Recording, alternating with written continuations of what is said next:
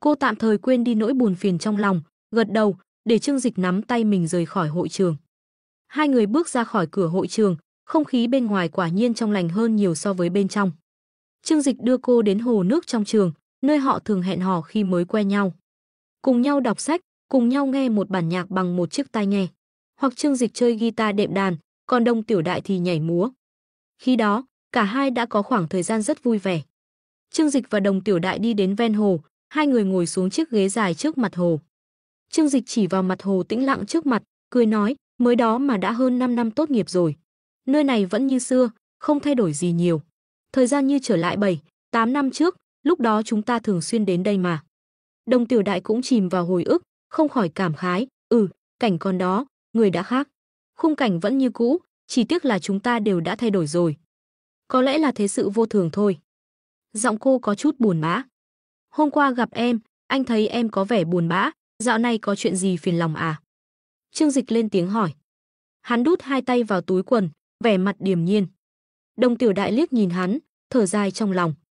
Trương Dịch bây giờ trông đã trưởng thành hơn nhiều, nhưng với khả năng hiện tại của hắn căn bản không thể giúp được gì cho cô. Giá như hắn không phải là một kẻ nghèo hèn, mà là một người đàn ông thành đạt thì tốt biết mấy. Như vậy, cô tha thiết muốn được dựa vào vai hắn biết bao. Quả thực là có chút rắc rối. Thôi, không nói với anh nữa. Vấn đề này hơi nan giải, chắc anh cũng không giúp được gì đâu. Đồng Tiểu Đại cười khổ lắc đầu. Cô lập tức nhận ra mình lỡ lời, vội vàng sửa lời. À không, ý em không phải là coi thường anh.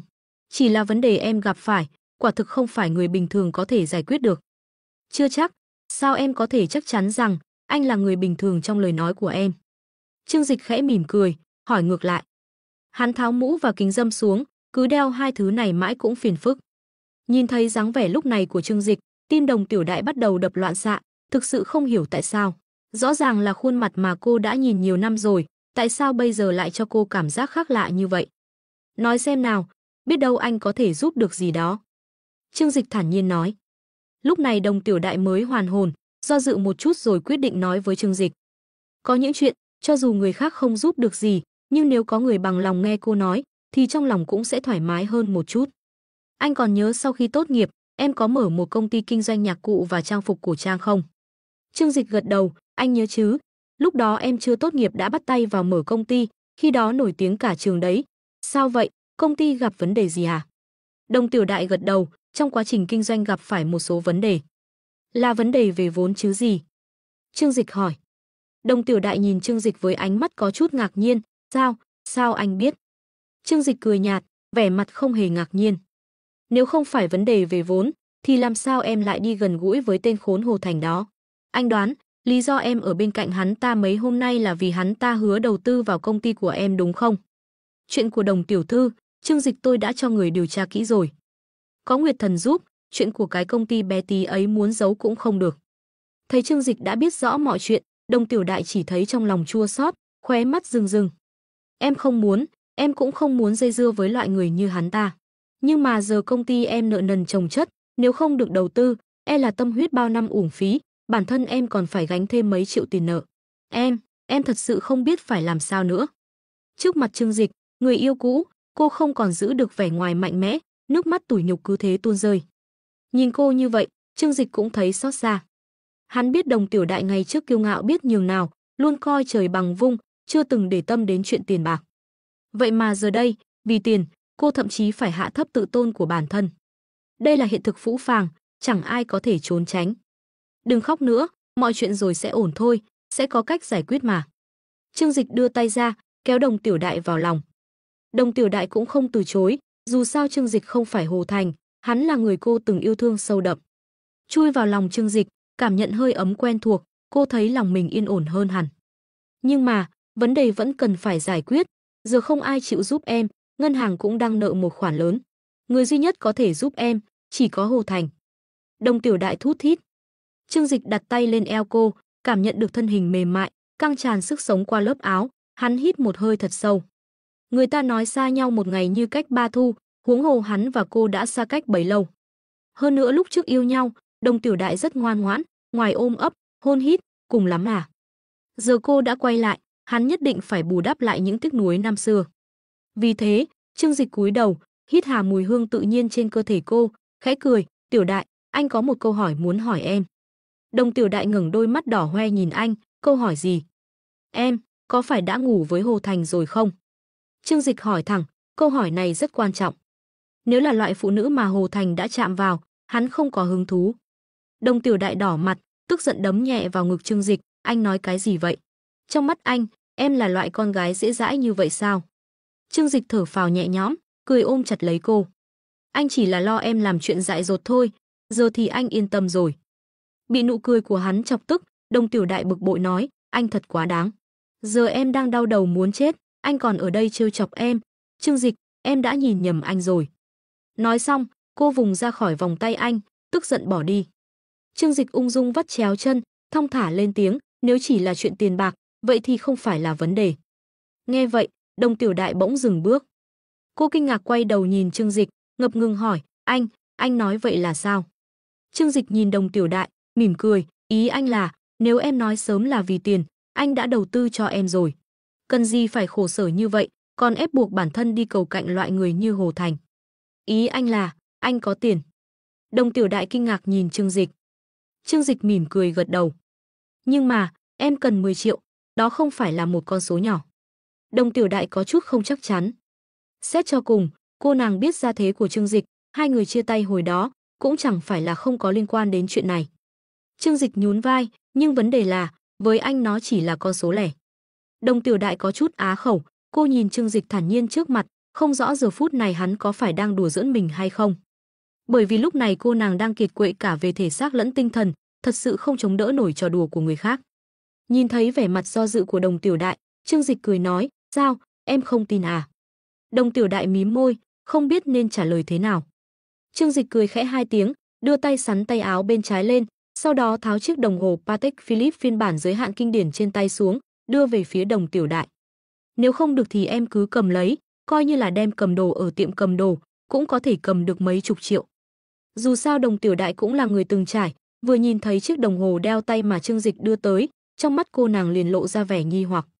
Nhận lấy chỉ mới nhìn thoáng qua, hai mắt cô nàng đã trợn tròn, đầy vẻ không dám tin. Cái này là Patek Philippe, hơn nữa còn là Ref.6300A. Có những thứ bạn có thể chưa từng thấy, nhưng không thể không biết đến sự tồn tại của nó. Patek Philippe Ref.6300A, chiếc đồng hồ đeo tay đắt nhất trong lịch sử, từng được bán đấu giá với mức giá trên trời là 250 triệu tệ. Nó là chiếc đồng hồ đeo tay đắt nhất trong bộ sưu tập của Trương Dịch, tất nhiên cũng là do chủ nhân trước của trang viên để lại. Nghe nói, lúc trước khi mua về giá còn chưa đắt như vậy, nhưng trải qua mấy chục năm, nó đã bị thổi giá lên đến mức 250 triệu. Trương Dịch chỉ tùy ý đeo nó đến đây, nhưng Đồng Tiểu Đại lại nhận ra giá trị của nó. Không được, thứ này em cứ cầm lấy trước, hoặc đem đi thế để vay tiền cũng được. Trương Dịch mỉm cười với Đồng Tiểu Đại. Đồng Tiểu Đại khiếp sợ nhìn Trương Dịch, môi anh đào khẽ mở, thế nhưng lại không khép miệng lại được. Đây, là thật sao? Cô nàng khó hiểu nhìn chiếc đồng hồ đeo tay trong tay, trong lòng vô cùng nghi ngờ nó là đồ giả. Thế nhưng Đồng Tiểu Đại dù sao cũng là người từng trải qua cuộc sống thượng lưu, cha mẹ đều là giáo sư đại học, tiếp xúc với rất nhiều người giàu có. Loại đồng hồ đeo tay đỉnh cao này, cho dù là lần đầu tiên nhìn thấy, nhưng cách chế tác tinh xảo của nó tuyệt đối không thể là giả. Thậm chí có thể nói, cho dù chiếc đồng hồ đeo tay này là hàng nhái, thì giá trị cũng tuyệt đối lên đến hàng chục triệu, cường điệu đến mức đó. Trương Dịch khoanh tay, mỉm cười nói, em thấy sao? Đồng Tiểu Đại hít sâu một hơi, đầy vẻ kinh hỉ nhìn Trương Dịch, bỗng nhiên cảm thấy cả thế giới của mình đều sáng bừng lên. Nếu Trương Dịch có thể giúp cô nàng vượt qua khó khăn trước mắt, vậy thì có nghĩa là cô nàng không cần phải bị gã Hồ Thành bỉ ổi kia uy hiếp nữa. Trinh tiết của bản thân cũng có thể giữ được. Em kích động quá, không biết nên nói gì. Đúng rồi, sao anh lại có thứ này? Cô nàng vuốt ve chiếc đồng hồ đeo tay trong tay một cách cẩn thận, sau đó luyến tiếc trả lại cho Trương Dịch. Trương Dịch nhận lấy đồng hồ đeo lên tay, sau đó tiếp tục dùng tay áo che lại. Không còn cách nào khác, hắn là người đàn ông thích sống lâu kỳ. Cũng không có gì, trong nhà loại đồng hồ này còn rất nhiều, lúc ra ngoài tiện tay chọn đại một cái. Trương Dịch thản nhiên nói. Đồng Tiểu Đại cảm thấy đầu óc mình có chút choáng váng. Cô nhíu mày, khó hiểu hỏi, Trương Dịch, gia đình anh hình như chỉ là gia đình bình thường thôi mà. Chẳng lẽ nói lúc trước anh lừa bọn em, thật ra anh là phú nhị đại sao? Trương Dịch thản nhiên nói, chuyện này nói ra thì dài lắm, tóm lại em chỉ cần biết một điều, số tiền em thiếu, với anh mà nói chỉ là giá của một sợi dây đồng hồ thôi. Đồng Tiểu Đại cũng không truy hỏi đến cùng, lúc này cô nàng đã bị vui sướng chiếm trọn lấy nội tâm. Anh nói giúp em, là thật sao? Đồng Tiểu Đại mím môi, vui vẻ hỏi. Tất nhiên rồi, anh đâu thể nào khoanh tay đứng nhìn em rơi vào tay tên Hồ Thành ngốc nghếch kia được. Trương Dịch nhướng mày, mỉm cười. Đồng Tiểu Đại lúc này cảm động, khóe mắt rưng rưng. Trương Dịch, cảm ơn anh, đúng là anh vẫn tốt với em nhất. Trương Dịch cười đứng dậy, sau đó bước tới ôm lấy eo cô, để thân thể mềm mại thơm tho của cô nàng áp sát vào người mình. Hơi thở nóng bỏng phả vào cổ cô, em đừng vội mừng, anh cũng có điều kiện. Đồng Tiểu Đại cảm thấy hai chân mình sắp đứng không vững, bị Trương Dịch tiếp cận gần gũi như vậy, cảm nhận mùi hương nam tính mê người của anh, không người phụ nữ nào có thể cưỡng lại được. Anh muốn thế nào cơ? Cô nũng nịu hỏi, hai má đỏ ửng. He he, điều kiện của anh giống Hồ Thành thôi, em hiểu mà. Trương Dịch khẽ nói bên tai cô. Đồng Tiểu Đại không ngờ Trương Dịch lại nói thẳng ra như vậy. Thực ra, với mối quan hệ của hai người và tiềm lực tài chính của Trương Dịch, Đồng Tiểu Đại chắc chắn sẽ không từ chối yêu cầu đó. Chỉ là Trương Dịch cố tình nói ra. Hắn muốn Đồng Tiểu Đại biết, thứ hắn muốn là phải dùng bản lĩnh để có được, cô phải hiểu rõ vị trí của mình. Đồng Tiểu Đại bĩu môi, đáp, vậy anh với Hồ Thành có gì khác nhau chứ? Tất nhiên là khác. Trương Dịch nghiêm nghị nói, anh đẹp trai hơn hắn ta nhiều. Đây quả thực là một chân lý. Cùng là bỏ tiền ra giúp Đồng Tiểu Đại giải quyết vấn đề, Hồ Thành khiến cô rất phản cảm, nhưng Trương Dịch vừa ra tay, cô lập tức gục ngã. Tại sao? Biết sao được, ai bảo đây là thời đại xem mặt. Đồng Tiểu Đại cắn môi, vậy cũng được, em làm bạn gái anh cũng không phải là không được. Nhưng chuyện kết hôn, em phải bàn bạc với gia đình đã. Cô vốn thích Trương Dịch tài giỏi và đẹp trai, giờ Trương Dịch lại thành đạt, trở thành soái ca giàu có hoàn hảo, cô tất nhiên rất muốn ở bên anh. Thế nhưng sau khi nghe những lời này, Trương Dịch lại kinh ngạc nói, kết hôn. Việc này không vội, hiện tại anh chưa có ý định kết hôn. Sao, Hồ Thành muốn cưới em à? Đồng Tiểu Đại vẻ mặt kỳ lạ quay đầu nhìn hắn, lập tức nghĩ đến những cử chỉ mờ ám giữa anh và các cô gái trong câu lạc bộ khiêu vũ, có chút ghen tuông nói, chẳng lẽ anh còn chưa chơi chán à? Hồ Thành thực sự muốn cưới em đấy. Anh là hắn là hắn, anh không định kết hôn đâu. À mà này, tiện thể nói cho em biết, bạn gái anh rất nhiều, sau này cũng không đảm bảo em sẽ không có thêm chị em mới. Trương Dịch không chút che giấu nói ra lời cha nam. Hai mắt Đồng Tiểu Đại trợn trừng, nói, anh, sao anh lại vô lại như vậy? Ban đầu cô tưởng Trương Dịch quay lại là muốn nối lại tình xưa với cô. Ai ngờ hắn lại muốn cô trở thành một thành viên trong hậu cung của hắn. Trương Dịch tỏ ra rất bình tĩnh trước phản ứng của Đồng Tiểu Đại. Đúng vậy, ai bảo anh là Trương Dịch chứ? Hơn nữa, anh tin rằng, làm một trong những người phụ nữ bên cạnh anh, em sẽ rất hạnh phúc và vinh dự. Hắn khẽ mỉm cười, đưa tay vuốt ve khuôn mặt trắng nõn mềm mại của Đồng Tiểu Đại. Vừa rồi Trương Dịch cố ý nhấn mạnh tên mình một lần nữa, rõ ràng là đang ám chỉ điều gì đó. Đồng Tiểu Đại suy nghĩ một chút, kết hợp với chiếc đồng hồ đeo tay hàng đầu thế giới mà hắn đeo. Bỗng nhiên, cô liên tưởng đến một người, đồng tử đột nhiên co rút lại, vẻ mặt kinh ngạc nhìn Trương Dịch. Anh, là Trương Dịch. Anh không phải Trương Dịch thì là ai? Trương Dịch khẽ cười. Anh, là tổng giám đốc tập đoàn Thịnh Thế sao? Đồng Tiểu Đại ngỡ ngàng hỏi, giọng cô đã có chút run rẩy. Em thông minh đấy, chính là như vậy. Trương Dịch vẫn mỉm cười nói. Trong lòng Đồng Tiểu Đại lúc này đã như sóng cuộn biển gầm. Bởi vì cái tên Trương Dịch, chỉ trong vòng nửa năm ngắn ngủi đã trở thành kỳ tài trong mắt mọi người trong giới kinh doanh Hoa Hạ. Được mệnh danh là huyền thoại thương giới, thiên tài kinh doanh bí ẩn nhất. Đặc biệt là ở thành phố Thiên Hải, vô số thương nhân coi người này là thần tượng trong lòng. Trong lòng Đồng Tiểu Đại đặc biệt ngưỡng mộ ông chủ lớn này, người đã tạo ra Taobao và Mây Tour, còn dám đối đầu với Amazon. Bây giờ công ty của cô cũng bán nhiều sản phẩm trên Taobao. Nhưng cô dù thế nào cũng không dám nghĩ tới, cái người tên Trương Dịch này lại chính là bạn học cũ của mình. Hơn nữa còn suýt chút nữa đã thành đôi. Trương Dịch đút hai tay vào túi quần, ung dung nhìn Đồng Tiểu Đại, bây giờ em thấy, những lời anh vừa nói còn quá đáng nữa không? Đồng Tiểu Đại lắc đầu, lúc này nhìn Trương Dịch với ánh mắt ngưỡng mộ và si mê. Khi một người đàn ông đủ ưu tú, cho dù hắn có đào hoa, có trăng hoa, cũng đều có thể được phụ nữ chấp nhận. Thậm chí còn được tô vẽ thành đa tình và biểu hiện của năng lực. Sau khi Trương Dịch tiết lộ thân phận của mình cho Đồng Tiểu Đại vui mừng khôn xiết, thậm chí còn nghi ngờ bản thân có phải đang nằm mơ hay không.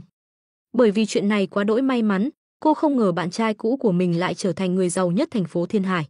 Hơn nữa còn xuất hiện trước mặt cô vào lúc cô khó khăn nhất. Tuy hắn có đào hoa một chút, nhưng đàn ông thành đạt, đào hoa một chút thì có gì là không được chứ. Ngược lại, thậm chí có thể nói những người đàn ông như hắn thì phải đào hoa một chút mới đúng. Nếu không chẳng phải là lãng phí tài nguyên sao? Đồng Tiểu Đại hoàn toàn có thể chấp nhận những lời hắn nói.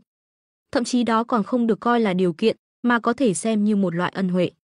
Bởi vì bây giờ cô thử đi hỏi thăm xem, toàn bộ thành phố Thiên Hải, à không, trên dưới cả nước có bao nhiêu người đẹp sẵn lòng làm người phụ nữ của Trương Dịch. Không nói đến bạn gái chính thức, cho dù chỉ là tình nhân hay tình một đêm, cũng có vô số người nguyện ý dâng hiến. Cô đi tới, thân thể thơm phức áp sát vào người Trương Dịch, ấp như chim nhỏ nép vào cánh tay anh. Em thật không ngờ, mấy năm không gặp, anh đã thành công đến vậy. Cô dịu dàng nói, y như lúc hai người còn bên nhau. Trương Dịch mỉm cười, cùng cô bước về phía trước, phải, thế giới này rất kỳ diệu. Có những lúc, vận may đến muốn cản cũng không được. Hắn thích Đồng Tiểu Đại, nhưng cũng chỉ là thích mà thôi. Thời gian đầu mới vào đại học, hắn đã từng có tình yêu vô cùng trong sáng với cô. Tiếc là sau đó vì hoàn cảnh gia đình nên hai người đã không đến được với nhau. Vậy nên lần này trở về, Trương Dịch muốn bù đắp lại tiếc nuối năm xưa. Nhưng thời gian trôi qua, cả hai đều không còn là những thiếu niên ngây thơ năm nào nữa. Trải qua sự tôi luyện của xã hội, tâm tính đều đã có sự thay đổi. Đặc biệt là đối với Trương Dịch, sau khi trải qua sự phản bội của Trần Hiểu Lệ, đối với phụ nữ hắn cũng dần dần xem nhẹ. Thái độ hiện tại của hắn đối với Đồng Tiểu Đại chính là có thể dùng tiền bạc để níu kéo lại một chút mảnh vỡ ký ức trong quá khứ và một thân thể tuyệt đẹp rất đáng để thưởng thức. Bên phía hội trường tổ chức sự kiện, Hồ Thành ngồi ở hàng ghế đầu tiên với vẻ mặt phấn khích, mái tóc được vuốt keo bóng loáng như vừa bị chó liếm qua. Vài người ngồi cạnh hắn ta đều là bạn học cùng trường, nhưng hắn ta là người trẻ tuổi nhất. Trong mắt hắn ta, bản thân thuộc kiểu người trẻ tuổi thành đạt. Sau nhiều năm tự thân lập nghiệp vất vả, cuối cùng cũng kế thừa được cơ nghiệp ngàn vạn của cha mình trở thành phú hào. Tiếp theo, xin mời vị cựu sinh viên ưu tú của chúng ta, anh Hồ Thành khóa 12 lên sân khấu phát biểu. MC xướng tên Hồ Thành. Hồ Thành kích động, chỉnh lại âu phục rồi bước lên sân khấu. Dù sinh viên phía dưới bắt đầu ngáp ngắn ngáp dài, chúi đầu vào điện thoại nhưng Hồ Thành thấy khí chất mình lúc này không thua kém gì lãnh đạo trên lễ đài. Hắn ta lên đến nơi, đắc ý nhìn về phía Đồng Tiểu Đại, mong cô chứng kiến khoảnh khắc huy hoàng này mà sinh lòng ngưỡng mộ, rồi yêu hắn ta. Nhưng nhìn qua chỉ thấy chỗ ngồi trống trơn, Đồng Tiểu Đại đã đi đâu mất. Cô ấy đâu? Hồ Thành sốt ruột nhìn quanh nhưng chẳng thấy bóng dáng Đồng Tiểu Đại đâu, trong lòng có chút khó chịu. Hắn ta tốn 200 triệu mới đổi được cơ hội về trường Gia Oai, dịp trọng đại thế này mà Đồng Tiểu Đại lại không chứng kiến. Không chỉ Đồng Tiểu Đại, mà ngay cả bạn học cùng lớp cũng chỉ lác đác vài người. Rõ ràng họ thấy chán quá nên đã chuồn êm. Hồ Thành tức giận nghiến răng, thầm mắng, bọn này thật vô tình với trường cũ. Ít ra cũng phải đợi tôi nói xong rồi hãy đi, tôi đã hứa bao ăn rồi mà, một chút mặt mũi cũng không cho. Đặc biệt là Đồng Tiểu Đại, sắp trở thành người phụ nữ của hắn ta, vậy mà lại bỏ rơi hắn ta trong lúc quan trọng, khiến Hồ Thành vô cùng tức giận. Hồ tiên sinh, Hồ tiên sinh. MC thấy Hồ Thành cứ nhìn quanh, không nói gì, liền nhắc nhở đừng để mất thời gian. Hồ Thành bất đắc dĩ, đành tiếp tục bài phát biểu. Lúc này, Đồng Tiểu Đại ngoan ngoãn đi theo Trương Dịch, nhìn góc nghiêng khuôn mặt hắn, tim đập thình thịch. Công ty em bây giờ kinh doanh nhạc cụ hay là hán phục vậy? Trương Dịch hỏi về công ty của Đồng Tiểu Đại. Đồng Tiểu Đại vội vàng đáp, bên em làm nhạc cụ, chủ yếu là nhạc cụ cổ của Trung Hoa.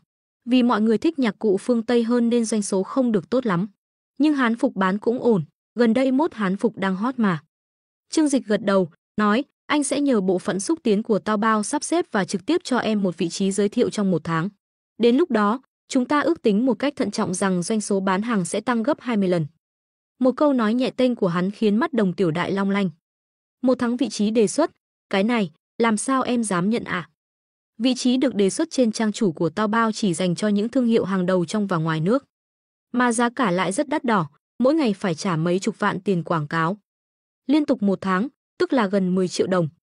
Không phải Đồng Tiểu Đại trước đây chưa từng nghĩ đến việc mua đề xuất, đáng tiếc Taobao quản lý rất chặt chẽ đề cử vị trí, không có nghĩa là có tiền mới có thể vào. Nếu bạn không phải là một thương hiệu đủ lớn và có mức độ ảnh hưởng nhất định thì sẽ không có ai chú ý đến bạn. Suy cho cùng, Taobao ở giai đoạn này rất coi trọng danh tiếng của mình và sẽ không treo tất cả thương hiệu lên đó. Nhưng một khi đã được quảng cáo, hiệu quả sẽ rất rõ ràng. Trương Dịch nói doanh số tăng 20 lần vẫn còn khiêm tốn, nếu quảng cáo liên tục 1 tháng, hiệu quả tốt thì tăng 100 lần cũng không phải không có khả năng. Thậm chí giá trị công ty của cô cũng sẽ tăng lên rất nhiều. Vì vậy Đồng Tiểu Đại mới kích động như vậy. Trương Dịch chỉ thản nhiên nói, chuyện nhỏ thôi mà, không cần phải kích động vậy đâu. Hơn nữa, anh cũng vì hiểu em, nên mới cho em ưu ái như vậy. Hắn cúi đầu nhìn Đồng Tiểu Đại, nụ cười rạng rỡ. Hắn sẽ không tự phá hoại thương hiệu của mình. Cho Đồng Tiểu Đại quảng cáo là vì biết cô là người phụ nữ có chí tiến thủ, chất lượng sản phẩm của công ty cũng được đảm bảo. Đồng Tiểu Đại bất giác ngẩn người, nụ cười rạng rỡ mà lười biếng ấy, giống hệt hắn ngày còn đi học. Nhưng vẫn có điểm khác biệt. Khi ấy, ánh dương rực rỡ bởi vì tuổi trẻ chẳng ngại chi, còn giờ đây, nó rực rỡ bởi vì với vị thế hiện tại của Trương Dịch, hắn không cần phải khúm núm trước bất kỳ ai. Hồ Thành thao thao bất tuyệt diễn thuyết gần nửa tiếng đồng hồ, đám sinh viên phía dưới nghe đến sốt ruột, ngay cả mấy vị lãnh đạo nhà trường trên bục cũng mang vẻ mặt khó coi. Cựu sinh viên về trường diễn thuyết, thông thường chỉ là làm cho có lệ. Xét cho cùng, phần phát biểu quan trọng nhất vẫn là dành cho lãnh đạo nhà trường. Thế nhưng Hồ Thành lại tự coi mình là nhân vật chính, thề phải gỡ gạc lại 2 triệu đồng đã quyên góp, điều này khiến người ta rất đau đầu. Hồ Thành kết thúc diễn thuyết, đắc ý bước xuống bục, tự cho rằng dáng vẻ oai phong của mình vừa rồi nhất định khiến tất cả mọi người cảm động. Chỉ là vừa nghĩ đến việc Đồng Tiểu Đại lại không được chứng kiến dáng vẻ oai hùng của mình, trong lòng liền có chút phẫn uất. Hắn ta đi ra khỏi hội trường, lấy điện thoại di động ra bấm số Đồng Tiểu Đại. Lúc này Đồng Tiểu Đại và Trương Dịch đang ở ven hồ, nghe thấy tiếng chuông điện thoại của Hồ Thành, cô liền lấy ra liếc nhìn, sau đó lập tức cau mày. Đối với người đàn ông xấu tệ và hèn hạ này, trong lòng cô vô cùng chán ghét. Người đàn ông như vậy lại dùng tiền bạc để ép cô kết hôn, thật là vô liêm sỉ. Sao có thể so sánh với Trương Dịch, hào phóng giúp đỡ, hơn nữa còn cho phép cô trở thành một trong những bạn gái của anh. So sánh hai người, hình tượng của Trương Dịch chắc chắn là tốt đẹp hơn rất nhiều, thậm chí có thể dùng vĩ đại quang minh chính đại, giàu có, nhiều tiền để hình dung. Cô tức giận, kéo thẳng số điện thoại của Hồ Thành vào danh sách đen. Sao vậy? Trương Dịch hỏi. Đồng Tiểu Đại ôm lấy cánh tay Trương Dịch, cười ngọt ngào nói, không có gì đâu, chỉ là một tên phiền phức thôi. Trương Dịch nhún vai, cũng lười nói thêm gì. Về phần Hồ Thành, sau khi bị Đồng Tiểu Đại đưa vào danh sách đen, điện thoại căn bản không gọi được, tức đến chết đi sống lại. Dám không nghe điện thoại của tôi, được lắm, gan to ra rồi phải không? Đến lúc đó trừ khi cô quỳ xuống hầu hạ, nếu không đừng hòng tôi tha thứ. Hắn ta tức giận quát. Bên kia, đợi đến khi lễ kỷ niệm của trường học kết thúc đã là hơn 5 giờ chiều. Hồ Thành bước ra khỏi hội trường với vẻ mặt u ám, luôn cảm thấy Đồng Tiểu Đại và Trương Dịch không có mặt, hắn ta ra vẻ cũng chẳng sung sướng gì. Cho dù Vương Kiệt, Tôn Thông mấy tên bợ đỡ đi theo bên cạnh hắn ta nịnh hót điên cuồng, hắn ta cũng chẳng vui vẻ gì. Hừ, Trương Dịch đúng là lòng dạ hẹp hòi, chỉ vì một chút mâu thuẫn nhỏ nhặt mà ngay cả dịp quan trọng như lễ kỷ niệm thành lập trường cũng không đến tham dự. Trương Mộng Lam phát hiện ra nguyên nhân Hồ Thành không vui, lập tức công kích Trương Dịch. Phương Vũ Thiến không nhìn thấy bóng dáng của Đồng Tiểu Đại, khóe miệng hiện lên một tia cười đắc ý. Cô ta chạy đến trước mặt Hồ Thành, thêm mắm thêm muối nói, còn cả Đồng Tiểu Đại nữa, đúng là không biết điều. Anh có lòng tốt mời cô ta đến, vậy mà cô ta lại bỏ đi giữa chừng. Ôi chao, Trương Dịch cũng không thấy đâu, hay là hai người bọn họ có chuyện gì rồi. Trương Mộng Lam cũng phụ họa nói, đúng vậy, hồi đại học bọn họ đã từng có một đoạn tình cảm. Bây giờ nói không chừng là tình cũ không rủ cũng tới đấy. Phương Vũ Thiến và Trương Mộng Lam đều có ý với Hồ Thành. Dù sao hiện tại bọn họ thấy Hồ Thành đã trở thành ông chủ lớn, ai mà không muốn bớt phấn đấu cả đời. Nhưng hiện tại, trong mắt Hồ Thành chỉ có Đồng Tiểu Đại, vì vậy hai người bọn họ quyết định trước tiên phải gạt Đồng Tiểu Đại ra. Dù sao nếu có Hoa Khôi ở bên cạnh, bọn họ sẽ có vẻ tầm thường, chẳng có gì nổi bật, còn tranh giành gì nữa. Những lời này khiến Hồ Thành nổi cơn tam bành, cô ta dám. Bây giờ chỉ có tôi mới cứu được công ty của cô ta, không có vốn của tôi thì công ty của cô ta cứ chờ phá sản đi. Hừ, nếu để tôi phát hiện ra cô ta và Trương Dịch nối lại tình xưa, xem tôi xử lý cô ta như thế nào. Còn cả Trương Dịch nữa, hắn tưởng hắn là cái thá gì. Cũng chỉ là một thằng nhà quê nghèo hèn thôi, còn tôi đây là người ở khu liên hợp nông thôn, thành thị thành phố Thiên Hải. Hơn hắn nhiều, hắn dám tranh giành phụ nữ với tôi, hắn xứng sao. Với các mối quan hệ của tôi có thể khiến hắn không sống nổi ở cái thành phố Thiên Hải này. Hồ Thành giận dữ buông lời cay độc. Những sinh viên khác nhìn Hồ Thành mặt mũi đầy phẫn nộ, có chút do dự nhỏ giọng nói vài câu. Cuối cùng, một người bạn cùng lớp tiến lại gần, cười hỏi, Hồ Thành, tối nay chúng ta có đi ăn mừng không? Đùa gì vậy, mọi người đến đây ủng hộ hắn ta, phần lớn là vì hắn ta đã hứa sẽ mời mọi người đến Đông Hoàng Cư. Nếu không thì ai rảnh đến tham gia cái lễ kỷ niệm vớ vẩn của trường chứ? Muốn tham gia thì cũng phải đợi đến đại hội toàn trường ngày mai, như vậy còn thú vị hơn nhiều. Hồ Thành quay đầu lại nhìn các bạn học, phần lớn đều đang ở đây, chỉ có Trương Dịch, Đồng Tiểu Đại và Lý Hàn Đông là không thấy. Đi chứ, tất nhiên phải đi rồi. Ha ha, cảm ơn mọi người đã đến chứng kiến khoảnh khắc vinh quang này của tôi, đi thôi, chúng ta xuất phát nào. Hồ Thành nở một nụ cười. Mặc dù bị Trương Dịch và Đồng Tiểu Đại làm cho hơi mất hứng, nhưng khó khăn lắm mới quay về trường cũ ra mặt một lần, chẳng phải là muốn cho những bạn học cũ thấy hắn ta lợi hại sao? Vì vậy bữa ăn này nhất định phải diễn ra, nếu không thì làm sao có thể hưởng thụ ánh mắt ngưỡng mộ và sự tôn kính từ tận đáy lòng của họ. Nghe Hồ Thành nói vậy, mọi người liền bắt đầu rủ nhau lái xe đến Đông Hoàng Cư. Vậy Trương Dịch và Đồng Tiểu Đại thì sao? Tôn Thông hỏi Hồ Thành. Trương Mộng Lam nói với vẻ mỉa mai, theo tôi thấy, bọn họ căn bản không định đến, căn bản là không coi Hồ Tổng ra gì. Hừ, thôi khỏi gọi, cứ để cho bọn họ hối hận đi. Phương Vũ Thiến cũng nói, đúng vậy, Đông Hoàng Cư tiêu tốn trung bình 1-2 nghìn đồng đấy, không đến là thiệt của bọn họ. Hồ Thành lại lắc đầu, vẫn nên gọi cho bọn họ một tiếng. Dù sao cũng là bạn học cũ, tôi cũng không phải người nhỏ nhen, sao có thể để bọn họ vắng mặt được. Như vậy sẽ khiến bọn họ phải hối hận cả đời. Thực ra trong lòng hắn ta đang tính toán, đã bỏ ra một số tiền lớn như vậy để mời khách, người quan trọng không đến thì làm sao được. Người khác có đến hay không cũng không sao, nhưng Trương Dịch và Đồng Tiểu Đại nhất định phải có mặt. Đến lúc đó hắn ta sẽ trước mặt mọi người, ép Đồng Tiểu Đại phải đồng ý ở bên mình, sau đó nhân cơ hội đó để sỉ nhục Trương Dịch. Để hắn thấy sự thành công hiện tại của mình, để hắn thấy người con gái mà hắn từng yêu thương đã trở thành món đồ chơi của mình. Đến lúc đó Trương Dịch chắc chắn sẽ suy sụp hoàn toàn, kế hoạch trả thù của mình sẽ hoàn mỹ. Tôn Thông và Vương Kiệt nghe xong những lời này, cảm động đến phát khóc. Quả nhiên là Hồ Tổng, tấm lòng và khí phách này thật khiến người ta phải hổ thẹn. Đầu óc tướng quân rộng lớn sâu xa, lòng dạ thừa tướng ba la bát ngát, trong lòng Hồ Tổng có cả đất trời. Hồ Tổng, cậu như vậy là quá lương thiện, sẽ dễ dàng để những kẻ xấu lợi dụng đấy. Nghe những lời tâng bốc, Hồ Thành phẩy tay, tôi dù sao cũng là người thành đạt, không thể nào giống như tên nhà quê các cậu, kiến thức hạn hẹp như vậy được. Đúng rồi, ai trong số các cậu gọi điện thoại cho Trương Dịch và Đồng Tiểu Đại, bảo bọn họ đến đây một chuyến. Tôn Thông và mấy người khác nhìn nhau, không ai muốn làm. Dù sao quan hệ của bọn họ với Trương Dịch cũng không tốt lắm, hơn nữa Đồng Tiểu Đại còn không thèm nghe điện thoại của Hồ Thành, huống chi là bọn họ. Hồ Thành nhìn thấy cảnh tượng này, nhíu mày. Ánh mắt hắn ta bỗng nhiên nhìn thấy phía sau đám đông, có một bóng dáng co ro, không phải Ngô Lực thì còn ai vào đây. Mắt hắn ta sáng lên, vẫy tay về phía Ngô Lực, hét lớn, Ngô Lực, lại đây. Ngô Lực bị tiếng hét làm cho giật mình, nhìn thấy Hồ Thành, trên mặt đầy vẻ xấu hổ. Chuyện xảy ra tối hôm qua, khiến hắn ta không biết phải đối mặt với Hồ Thành và Phương Vũ Thiến như thế nào. Vì vậy, hôm nay hắn ta luôn trốn tránh hai người, như thể mình đã làm sai điều gì đó. Phương Vũ Thiến nhìn theo động tác của Hồ Thành nhìn thấy Ngô Lực, trong mắt lóe lên một tia khinh thường. Ngô Lực, cậu không nghe thấy Hồ Tổng gọi cậu sao? Cậu điếc à? Ngô Lực lặng lẽ nắm chặt tay, người mà hắn ta không muốn đối mặt nhất chính là Phương Vũ Thiến. Bởi vì hắn ta có thể chấp nhận bản thân bị người khác bắt nạt sỉ nhục, bởi vì Hồ Thành vốn dĩ không phải thứ gì tốt đẹp.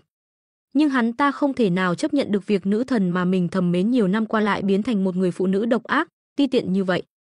Cơ thể Ngô Lực cứng đờ tại chỗ, rất lâu không nhúc nhích, đi cũng không được, đi qua đó hắn ta lại không muốn. Hồ Thành sốt ruột, trực tiếp đi tới, một tay ôm chặt cổ hắn ta. Làm sao vậy, bây giờ tôi nói chuyện với cậu còn không có tác dụng nữa sao? Gọi cậu không nghe thấy à? Trong tai cậu nhét lông lửa à? Ha ha ha ha ha. Tôn Thông và những người khác cười phá lên, Ngô Lực tức giận đến mức đỏ bừng mặt, nắm chặt tay, nhưng không dám làm bất kỳ hành động phản kháng nào. Hôm qua cậu không phải chơi với Trương Dịch bọn họ sao? Chắc chắn là có số liên lạc của bọn họ. Bây giờ gọi điện cho Trương Dịch, hỏi xem cậu ta có đang ở cùng Đồng Tiểu Đại không? Hồ Thành ra lệnh. Ngô Lực không có cách nào từ chối yêu cầu của Hồ Thành, chỉ đành phải lấy điện thoại di động ra, gọi điện thoại cho Trương Dịch. Trương Dịch sau khi nhận được điện thoại của Ngô Lực, lại hơ hơ cười ra tiếng, thú vị, thú vị. Đồng Tiểu Đại tò mò chớp chớp mắt, hỏi, ai gọi điện thoại vậy? Ngô Lực. Trương Dịch thản nhiên nói, Ngô Lực. Đồng Tiểu Đại là một người phụ nữ thông minh, cô lập tức nghĩ đến nguyên nhân và kết quả của sự việc, nhịn không được cười nói, nếu như em đoán không lầm, hẳn là Hồ Thành bảo cậu ta gọi điện thoại tới. Trương Dịch nghe điện thoại, alo. Trương Dịch, cậu bây giờ đang ở đâu? Tôi đang đi dạo, có chuyện gì vậy? Là thế này, tối nay Hồ Thành mời chúng tôi đến Đông Hoàng Cư ăn cơm. Lát nữa cậu còn qua đây không? Các bạn học đều ở đây cả rồi, chỉ còn thiếu cậu thôi. Giọng nói của Ngô Lực yếu ớt, vừa nghe giọng điệu đã có thể cảm nhận được hắn ta đang bị ép buộc. Trương Dịch cười, Hồ Thành có ở bên cạnh cậu không? À, cậu ta, không phải, là tôi muốn hỏi. Trương Dịch liếc mắt nhìn Đồng Tiểu Đại, trong mắt Đồng Tiểu Đại cũng mang theo vài phần tinh nghịch. Trương Dịch cười nhạt nói, vậy thì được, lát nữa tôi sẽ qua đó. Đúng rồi, cậu đi một mình sao? Ngô Lực lại hỏi. Không phải, Đồng tiểu đại đang ở cùng tôi đây này, lát nữa hai chúng tôi cùng qua đó. Ồ, tôi biết rồi. Cúp điện thoại xong, Ngô Lực nhìn về phía Hồ Thành, Trương Dịch nói cậu ta sẽ tới, Đồng tiểu đại cũng đi cùng cậu ta. Ánh mắt Hồ Thành lóe lên một tia lạnh lẽo, nghiến răng nghiến lợi nói, hai người này lại dám thật sự qua lại với nhau sau lưng tôi, đáng ghét. Phương Vũ Thiến đi tới, vẻ mặt trà xanh nói, Đồng tiểu đại này thật sự là quá không biết điều, lại bỏ qua người đàn ông tốt như anh, ngược lại đi tìm cái tên Trương Dịch đó. Hừ, em thật sự là thấy không đáng thay cho anh. Hồ Thành hít sâu một hơi, hừ, lát nữa xem tôi thu thập hai người bọn họ như thế nào. Hắn ta tức giận cất điện thoại di động đi, sau đó đi tới lái xe. Phương Vũ Thiến và Trương Mộng Lan vội vàng chạy tới, muốn đi nhờ xe. Tôn Thông và Vương Kiệt nhìn nhau, cười đùa rồi lên xe của mình. Một đám người nghênh ngang rời đi, bỏ mặc Ngô Lực ở lại. Ngô Lực siết chặt điện thoại trong tay, hít một hơi thật sâu. Cảm giác bị sỉ nhục này khiến nội tâm hắn ta dần trở nên đen tối. Về phía Trương Dịch, hắn cúp điện thoại, thản nhiên nói với Đồng tiểu đại, đi thôi, chúng ta cùng đến đó xem kịch hay nào. Đồng tiểu đại bĩu môi, có chút không tình nguyện nói, ôi, em chẳng muốn nhìn thấy cái bản mặt của hắn ta chút nào, thật sự rất ghê tởm. Trương Dịch cười khẽ, đã hắn ta muốn hát tuồng, vậy thì chúng ta cứ cùng hắn ta diễn cho xong vở kịch này. Hơn nữa dù sao cũng là buổi họp lớp sau nhiều năm xa cách, không phải vì hắn ta, vì các bạn học khác cũng nên đi chứ. Đứng từ một vị trí cao hơn nhìn xuống, có thể thấy được rất nhiều dáng vẻ muôn hình vạn trạng thú vị của cuộc sống. Trong mắt Trương Dịch, Hồ Thành giống như một tên hề rất thú vị, đang diễn một vở hài kịch. Màn trình diễn hay như vậy, hắn không đến khu VIP xem thì uổng phí quá nhỉ. Đồng tiểu đại không có cách nào với sở thích quái đản của Trương Dịch, hắn từ trước đến nay vẫn luôn thích xem người khác mất mặt như vậy. Vậy thì được rồi, em đi cùng anh vậy. Cô vén mái tóc dài ra sau tai, nụ cười rạng rỡ như hoa. Trương Dịch nắm lấy tay cô, hai người giống như một cặp tình nhân thời đại học, tay trong tay bước ra khỏi trường. Tuy đã tốt nghiệp 5 năm nhưng khuôn mặt của hai người trông rất trẻ trung, không khác gì sinh viên 20 tuổi. Nếu không phải khí chất chững chạc của họ thì thật sự khiến người ta lầm tưởng họ vẫn còn là sinh viên. Đi tới cửa, Trương Dịch lấy chìa khóa xe bấm một cái, chiếc Bentley có kiểu dáng vô cùng hoàn mỹ đậu bên đường mà Trương Dịch vẫn hay gọi là xe cà tàng liền kêu lên hai tiếng. Xe của anh à? Đồng tiểu đại nhìn thấy chiếc Bentley, hai mắt không khỏi sáng lên. Tuy cô đã từng nhìn thấy xe sang nhưng chưa bao giờ được lái thử. Dù sao cô cũng chỉ là con nhà trung lưu, xe của bố mẹ cô cũng chỉ là chiếc Mercedes-Benz hơn 500.000 đồng mà thôi. Thích không? Trương Dịch mỉm cười nhìn cô. Đồng tiểu đại mím môi, mỉm cười nói, ai mà không thích xe đẹp chứ? Thích thì anh tặng em đấy. Trương Dịch thản nhiên nói.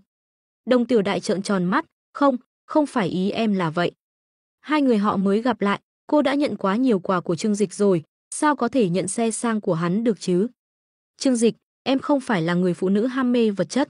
Xe của em có, anh làm như vậy sẽ khiến em cảm thấy mình giống như một bình hoa di động vậy. Cô thở dài nói. Ham mê vật chất. Trương Dịch nhìn cô hơi khó hiểu, hình như em hiểu sai về từ này rồi. Trên thế giới này không có người phụ nữ nào không yêu tiền, cũng không có người đàn ông nào không yêu tiền.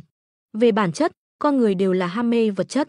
Còn anh tặng xe cho em là bởi vì trong mắt anh nó chỉ là một món đồ chơi, không có giá trị quá lớn. Nếu em nhận được nó mà vui vẻ, anh cũng sẽ rất vui. Đó là giá trị lớn nhất của nó đối với anh rồi. Hắn xòe tay, cho nên anh tặng xe cho em chỉ là muốn bản thân vui vẻ, em hiểu không? Đồng tiểu đại bất lực nhìn Trương Dịch, đây chính là cái gọi là có tiền muốn làm gì thì làm sao. Không có cách nào, ai bảo người ta có vốn liếng để mà tùy hứng như vậy chứ. Vậy em nhận, cảm ơn anh. Trương Dịch lái xe chở Đồng tiểu đại chẳng thẳng tới Đông Hoàng Cư. Trên đường đi, hắn gọi điện thoại cho Lý Hàn Đông. Này, lát nữa Pháo ca mời cơm cậu có đến không? Hả? Không phải chúng ta đã bàn là không đi sao? Nhìn hắn ta vinh váo có gì hay ho chứ? Tới đi, lát nữa sẽ có kịch hay để xem. Trên khóe miệng Trương Dịch hiện lên nụ cười sâu xa, kịch hay. Nghe thấy vậy, Lý Hàn Đông im lặng mấy giây, với sự hiểu biết của hắn ta về Trương Dịch, hắn tuyệt đối sẽ không làm việc gì mà không chắc chắn. Nếu Trương Dịch đã nói như vậy, chắc chắn là đã nghĩ ra cách để trị Hồ Thành rồi.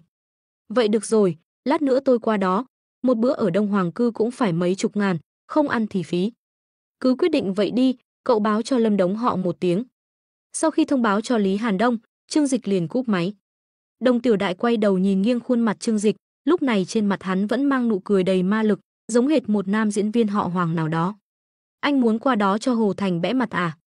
Biết được thân phận thực sự của Trương Dịch, Đồng Tiểu Đại thậm chí còn có chút thương cảm cho Hồ Thành, bởi vì kẻ kiêu ngạo đó còn chưa biết người mà hắn ta chọc giận là ai.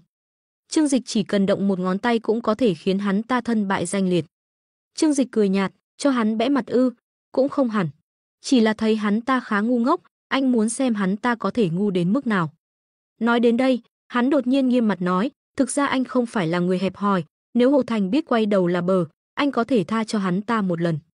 Đồng Tiểu Đại bật cười, nhưng anh biết đấy, hắn ta là loại chó không bỏ được thói ăn cướp. Năm đó nếu không phải vì chuyện này, hắn ta đã bị anh đánh cho một trận tơi bời rồi sao? Vậy thì chỉ có thể nói là tự hắn ta tìm đường chết. Trương Dịch thản nhiên nói. Đông Hoàng Cư, Hồ Thành đã đặt xong phòng riêng, vênh váo tự đắc, ưỡn ngực ra hiệu cho các bạn học vào trong ngồi. Mọi người tìm chỗ ngồi đi, hôm nay tôi mời, lát nữa ai cũng phải uống đấy, nghe rõ chưa? Hồ Thành chỉ tay vào mọi người, ra vẻ ta đây là nhất. Các bạn học đến đây để ăn trực uống trực, tự nhiên là phải nịnh hắn ta vài câu. À, được. Nhất định rồi. Hồ Thành mỉm cười đắc ý. Lúc này, giáo viên chủ nhiệm Vương Mông nhận được lời mời cũng đã đến. Hồ Thành, hôm nay để cậu phải tốn kém rồi. Vương Mông cười nói. Hồ Thành vội vàng xua tay, thầy Vương, thầy nói gì vậy, có tốn kém gì đâu. Hôm nay chủ yếu là bạn bè lâu ngày gặp mặt, vui là chính, thầy mau vào trong đi. Vương Mông gật đầu, theo bản năng nhìn vào trong phòng. Tìm một vòng nhưng không thấy bóng dáng Trương Dịch đâu. Ông hơi nhíu mày, tò mò hỏi, Trương Dịch không đến à? Nghe thấy Vương Mông nhắc đến Trương Dịch, Hồ Thành có chút khó chịu nói, cậu ta ra vẻ ta đây lắm. Tôi đã 3 lần 7 lượt thông báo cho cậu ta đến đây, nhưng cậu ta không thèm nể mặt. Thầy xem, thầy đã đến rồi mà cậu ta vẫn chưa đến. Thôi bỏ đi, kệ cậu ta. Miệng thì nói vậy, nhưng bản thân Hồ Thành lại đang mong Trương Dịch đến. Nếu không, bày vẽ lớn như vậy chẳng phải là vô ích sao? Vương Mông thầm nghĩ, với thân phận của mình, giao ai cũng là đương nhiên. Bên cạnh, Tôn Thông, Vương Kiệt nịnh nọt đi theo sau Hồ Thành, trông hệt như mấy tên chó săn. Bởi vì 2 ngày nay Hồ Thành đã hứa với bọn họ, sau này sẽ cho bọn họ đến nhà máy da của hắn ta làm việc, làm lãnh đạo. Vì vậy, bọn họ tất nhiên phải cung phụng Hồ Thành, căn bản không coi mình là bạn học của hắn ta, mà là cấp dưới. Nghe thấy Hồ Thành nói vậy, bọn họ cũng phụ họa theo, tôi đã nói rồi, Trương Dịch là loại người không ra gì. Họp lớp mà cũng đến muộn, còn buổi diễn thuyết của Hồ Tổng chiều nay, cậu ta lại bỏ về trước, thật là quá đáng. Nghe xong những lời này, Vương Mông vô cùng kinh ngạc nhìn bọn họ. Những lời này tốt nhất là đừng nói trước mặt Trương Dịch, không hay đâu. Ông lên tiếng nhắc nhở. Tôn Thông và Vương Kiệt lại tỏ vẻ không quan tâm. Đúng là Vương Mông là giáo viên chủ nhiệm của bọn họ, nhưng ở trường cũng chẳng có địa vị gì. Bây giờ mọi người đều đã tốt nghiệp, gọi ông ấy đến đây chỉ là để ôn lại chuyện xưa chứ sẽ không ai để tâm đến lời ông ấy nói. Thầy Vương à, thầy đừng bận tâm chuyện này nữa, cái tên Tôn Thông tôi đây tính tình thẳng thắn, có gì nói nấy. Chờ Trương Dịch tới đây, tôi phải nói chuyện phải trái với cậu ta một phen. Đúng đấy, ai chiều cậu ta đâu, tôi, Vương Kiệt, tính tình ngay thẳng, không biết nịnh hót ai bao giờ. Chuyện gì trứng tai gai mắt là tôi phải nói cho ra lẽ. Hai người ra vẻ bất bình thay cho Hồ Thành. Vương Mông thấy vậy cũng chẳng buồn nói thêm gì, chỉ biết lắc đầu ngao ngán rồi bước vào phòng bao. Một lúc sau, Lý Hàn Đông và đám bạn cũng tới. Hắn ta chỉ chào hỏi Hồ Thành qua loa rồi chạy tới bàn toàn con gái ngồi xuống.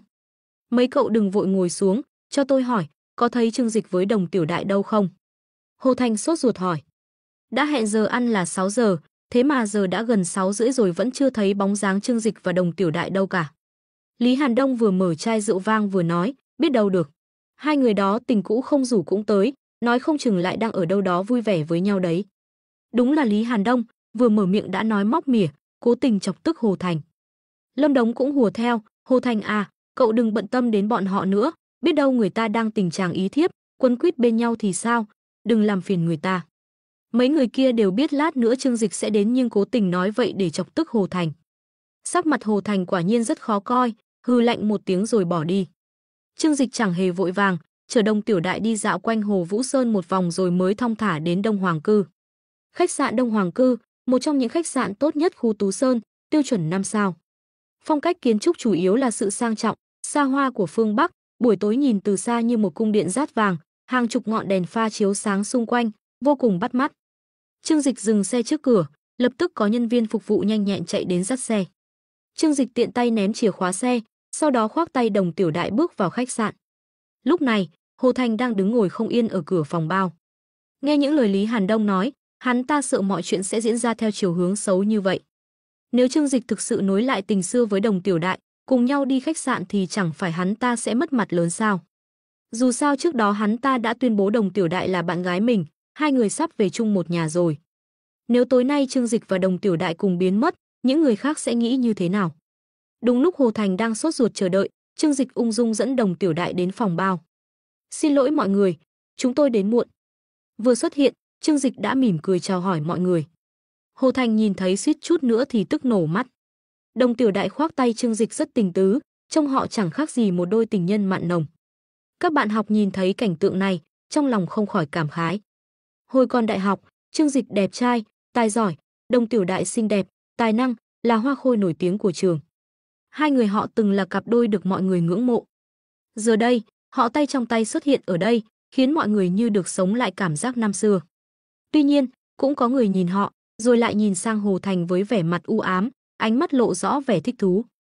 Này, chẳng phải Hồ Thành vừa nói với chúng ta Đồng Tiểu Đại là bạn gái của cậu ta sao? Sao lại đi với Trương Dịch thế kia? Ai mà biết được, ba người họ vốn có gian tình từ hồi đại học rồi. Cậu quên vụ Hồ Thành theo đuổi Đồng Tiểu Đại, kết quả bị Trương Dịch đánh cho một trận rồi à? Lần này Hồ Thành quay lại chắc chắn muốn trả thù, nhưng nhìn tình hình này, có vẻ lại bị vả mặt rồi. Hi hi, dù sao thì hôm nay cũng có trò hay để xem rồi. Những lời này tuy không lớn, nhưng mọi người ngồi khá gần nhau, Hồ Thành lại không phải là người điếc, sao có thể không nghe thấy. Sắc mặt hắn ta vô cùng khó coi, cả người tức giận đến mức nắm chặt hai nắm đấm. Trong mắt hắn ta, lúc này Đồng Tiểu Đại đang cười tươi rói khoác tay Trương Dịch chính là người phụ nữ tồi tệ đã phản bội hắn ta. Hồ Thành bước tới trước mặt Trương Dịch và Đồng Tiểu Đại, liếc nhìn bọn họ một cách âm trầm, cười lạnh nói, hai người các người chiều nay rời đi sớm thật đấy. Ngay cả buổi gặp mặt bạn học cũ cũng không thèm nể mặt, thật sự khiến tôi đau lòng. Hắn ta đặc biệt nhìn Đồng Tiểu Đại một cái, lạnh lùng nói, thật sự khiến tôi có chút lạnh lẽo. Tôn Thông, Vương Kiệt và mấy tên bợ đỡ trung thành khác đi theo bên cạnh, bắt đầu lên tiếng. Hừ, Hồ Tổng có lòng tốt mời bạn học cùng lớp chúng ta ăn cơm. Vậy mà cậu khi tham gia hội nghị thì bỏ về sớm, đến giờ ăn cũng có thể đến muộn, có phải là hơi quá đáng rồi không? Bỏ lỡ bài phát biểu đặc sắc của Hồ Tổng là tổn thất của cậu đấy. Trương Mộng Lan tay bưng ly rượu vang đỏ, giả vờ thở dài. Trương Dịch, lúc trước cậu dù gì cũng là lớp trưởng, sao càng ngày càng không hiểu chuyện vậy? Nhìn dáng vẻ này, có lẽ cậu ra ngoài xã hội cũng chẳng khá khẩm gì nhỉ? Dù sao thì những người như chúng ta có thể tiếp xúc với tầng lớp thượng lưu, đối với lễ nghi xã giao đều rất nghiêm khắc tuân thủ. Trương Dịch nhìn thấy mấy người này có bộ mặt như lũ chó săn, thản nhiên nói, hôm nay đến ăn cơm, người đến là được rồi, mang theo chó làm gì? Tôn Thông, Vương Kiệt và Trương Mộng Lan đều sững người, lập tức nhận ra Trương Dịch đang mắng bọn họ. Mấy người bọn họ lập tức nổi giận, Tôn Thông và Vương Kiệt lập tức xắn tay áo lên ra vẻ muốn động thủ. Cậu nói cái gì đấy? Nói lại lần nữa xem. Tôn Thông chỉ tay vào mũi Trương Dịch quát lớn. Thử thì thành ra đi đời đấy. Trương Dịch tay phải duỗi ra, trực tiếp tóm lấy ngón tay của Tôn Thông, sau đó không chút do dự bẻ ngược lại. Rắc, một tiếng giòn tan, cả phòng bao đều nghe thấy rõ ràng. Tiếp theo đó là tiếng hét thảm thiết của Tôn Thông. Ngón tay hắn ta bị vặn vẹo biến dạng, đau đến toát mồ hôi lạnh. Những người trong phòng bao đều giật mình, không ngờ Trương Dịch lại cứng rắn như vậy, vừa nói không hợp liền ra tay. Trương Dịch, hôm nay là tôi mời khách, cậu làm vậy chẳng phải là quá mất mặt tôi sao? Hồ Thành tức giận đến mức thổi râu trợn mắt. Còn Vương Kiệt và Trương Mộng Lan thì mặt mày trắng bệch, vội vàng lùi về phía sau hai bước, sợ mình cũng giống như Tôn Thông. Xin lỗi, gần đây tôi đang học boxing. Vừa nhìn thấy móng vuốt chó đưa tới liền theo bản năng muốn bẻ gãy. Không có gì, mọi người cứ tiếp tục ăn uống đi. Trương Dịch cười tủm tỉm nói với mọi người, hoàn toàn không để Hồ Thành vào mắt. Trương Dịch. Hồ Thành nghiến răng nghiến lợi, tức giận vô cùng, hắn ta liếc nhìn Tôn Thông, trong lòng nảy ra ý định nói, cố ý gây thương tích là vi phạm pháp luật. 2. Bạn học tụ họp, cậu nhất định phải làm lớn chuyện như vậy sao? Nói xong liền nháy mắt với Tôn Thông đang đau đớn, Tôn Thông lập tức hiểu ý, vừa cố gắng bước tới, vừa hung hăng nói, tôi muốn báo cảnh sát, tôi muốn cho cậu ngồi tù. Các bạn học đều hoảng sợ, không ai ngờ rằng, cơm còn chưa kịp ăn, kết quả đã phải kinh động đến cảnh sát rồi. Lúc này, giáo viên chủ nhiệm Vương Mông vội vàng chạy tới. Đừng, đều là bạn học với nhau cả, đừng vì chút chuyện nhỏ nhặt này mà làm lớn chuyện. Hay là đưa Tôn Thông đi bệnh viện xem sao đã. Làm gì phải phiền phức như vậy chứ? Trương Dịch thản nhiên cười, trực tiếp đi tới trước mặt Tôn Thông, cưỡng ép kéo ngón tay bị chật khớp của hắn, sau đó dùng lực bẻ một cái. Rắc, một tiếng, ngón tay vốn bị gãy đã được nối lại. Thế nhưng Tôn Thông thì thê thảm rồi, Trương Dịch cố ý dùng lực rất mạnh, cho nên hắn ta đau đến mức suýt chút nữa thì ngất xỉu tại chỗ, mồ hôi lạnh túa ra đầy người. Mọi người xem, vấn đề không phải đã được giải quyết rồi sao? Đều là bạn học cũ, tôi ấy à, chẳng qua là đùa với Tôn Thông một chút thôi mà. Trương Dịch vỗ vỗ vai Tôn Thông, cười tủm tỉm nói. Mà lúc này Tôn Thông đau đến mức nói không nên lời, chỉ có thể dùng ánh mắt vừa sợ hãi vừa phẫn nộ trừng mắt nhìn Trương Dịch. Vương Mông vội vàng ra mặt hòa giải, không sao là tốt rồi, không sao là tốt rồi. Khó khăn lắm chúng ta mới tụ họp một lần, mọi người đừng cãi nhau mà. Hồ Thành hơi suy nghĩ một chút, bữa tiệc rượu này là do hắn ta tổ chức, nếu như bởi vì chuyện của Trương Dịch mà tan rã, vậy người mất mặt cũng là chính mình. Hơn nữa tay của Tôn Thông đã được Trương Dịch chữa khỏi rồi, cho dù có báo cảnh sát, nhất thời nửa khắc cũng khó mà nói rõ ràng. Không bằng trước tiên đè chuyện này xuống, đợi đến lúc sau rồi cùng nhau xử lý. Hắn ta lúc này mới hừ lạnh một tiếng, đối với Trương Dịch nói, thầy Vương đã nói đỡ cho cậu, chuyện này tạm thời cứ bỏ qua như vậy, vào bàn đi. Tôn Thông há miệng, vẻ mặt uất ức muốn nói điều gì đó. Thế nhưng Hồ Thành liếc hắn ta một ánh mắt, Tôn Thông chỉ đành phải nuốt lời nói vào trong bụng. Hồ Thành hướng về phía Đồng Tiểu Đại đưa tay ra, trên mặt cố nặn ra nụ cười, đi thôi Tiểu Đại, bên này có để chỗ cho em. Đồng Tiểu Đại lại làm như không nhìn thấy, tiếp tục khoác tay Trương Dịch, cười nói, cảm ơn, em ngồi cùng với Trương Dịch. Vương Mông cũng nhiệt tình dẫn đường cho hai người, đi, bên kia có để chỗ cho hai đứa đấy. Hồ Thành tức giận đến mức trợn mắt há hốc mồm, trơ mắt nhìn Đồng Tiểu Đại và Trương Dịch tay trong tay đi ngang qua trước mặt mình. Hắn ta bỗng nhiên cảm thấy, tất cả những gì đang diễn ra trước mắt có chút vượt khỏi tầm kiểm soát. Dự tính của hắn ta là vào lúc này ép Đồng Tiểu Đại và mình xác định quan hệ, sau đó nhân cơ hội làm nhục Trương Dịch một phen. Thế nhưng không biết vì sao, biểu cảm và thái độ của Đồng Tiểu Đại khiến hắn ta cảm thấy có chút không ổn. Trương Dịch và Đồng Tiểu Đại ngồi xuống bàn ở chính giữa. Vị trí ở bàn này là cố ý để dành cho bọn họ, bởi vì Hồ Thành dự định muốn trước mặt Trương Dịch, trực tiếp tỏ tình với Đồng Tiểu Đại. Bây giờ Trương Dịch và Đồng Tiểu Đại đã đến, người cũng coi như là đã đến đông đủ. Hồ Thành mặt mày u ám đi tới, liếc mắt nhìn vị trí của Đồng Tiểu Đại, đi tới bảo bạn học đang ngồi ở đó đổi chỗ. Trương Dịch ngồi bên tay trái Đồng Tiểu Đại, nhìn thấy Hồ Thành muốn ngồi bên tay phải Đồng Tiểu Đại, trên mặt lập tức lộ ra nụ cười chế giễu. Hắn đứng dậy, nói với Đồng Tiểu Đại, Tiểu Đại, chúng ta đổi chỗ cho nhau. Đồng Tiểu Đại bởi vì sự đến gần của Hồ Thành mà cảm thấy phiền lòng, lúc này Trương Dịch đề nghị đổi chỗ, cô đương nhiên là vui vẻ gật đầu đồng ý. Hồ Thành thấy vậy thì chết đứng, cứ chán ghét hắn ta như vậy sao? Người phụ nữ chết tiệt này, chẳng lẽ đã quên mất mình là hy vọng duy nhất của cô ta rồi sao? Hồ Thành tức điên lên, thầm thề đến lúc đó cho dù là đầu tư cho Đồng Tiểu Đại cũng phải để cho cô ta khổ sở cầu xin mình 10 lần rồi mới cho. Hai người không cần phải như vậy chứ, chỉ là một chỗ ngồi thôi mà, đổi tới đổi lui làm gì? Hồ Thành mặt mày u ám nói. Trương Dịch liếc mắt nhìn hắn ta một cái, phải đấy, Tiểu Đại ngồi ở đây gắp thức ăn cho anh tiện hơn. Mấy cô gái ngồi cùng bàn nghe được câu này, đều nhịn không được mà mỉm cười. Hồ Thành nghẹn lời, hừ lạnh một tiếng rồi ngồi xuống. Người đã đến đông đủ, bữa tiệc rượu cũng chính thức bắt đầu. Hồ Thành phấn chấn nâng ly rượu lên, liếc mắt nhìn Trương Dịch một cái, có phần đắc ý nói, hôm nay cảm ơn mọi người đã đến ủng hộ Hồ Mỗ.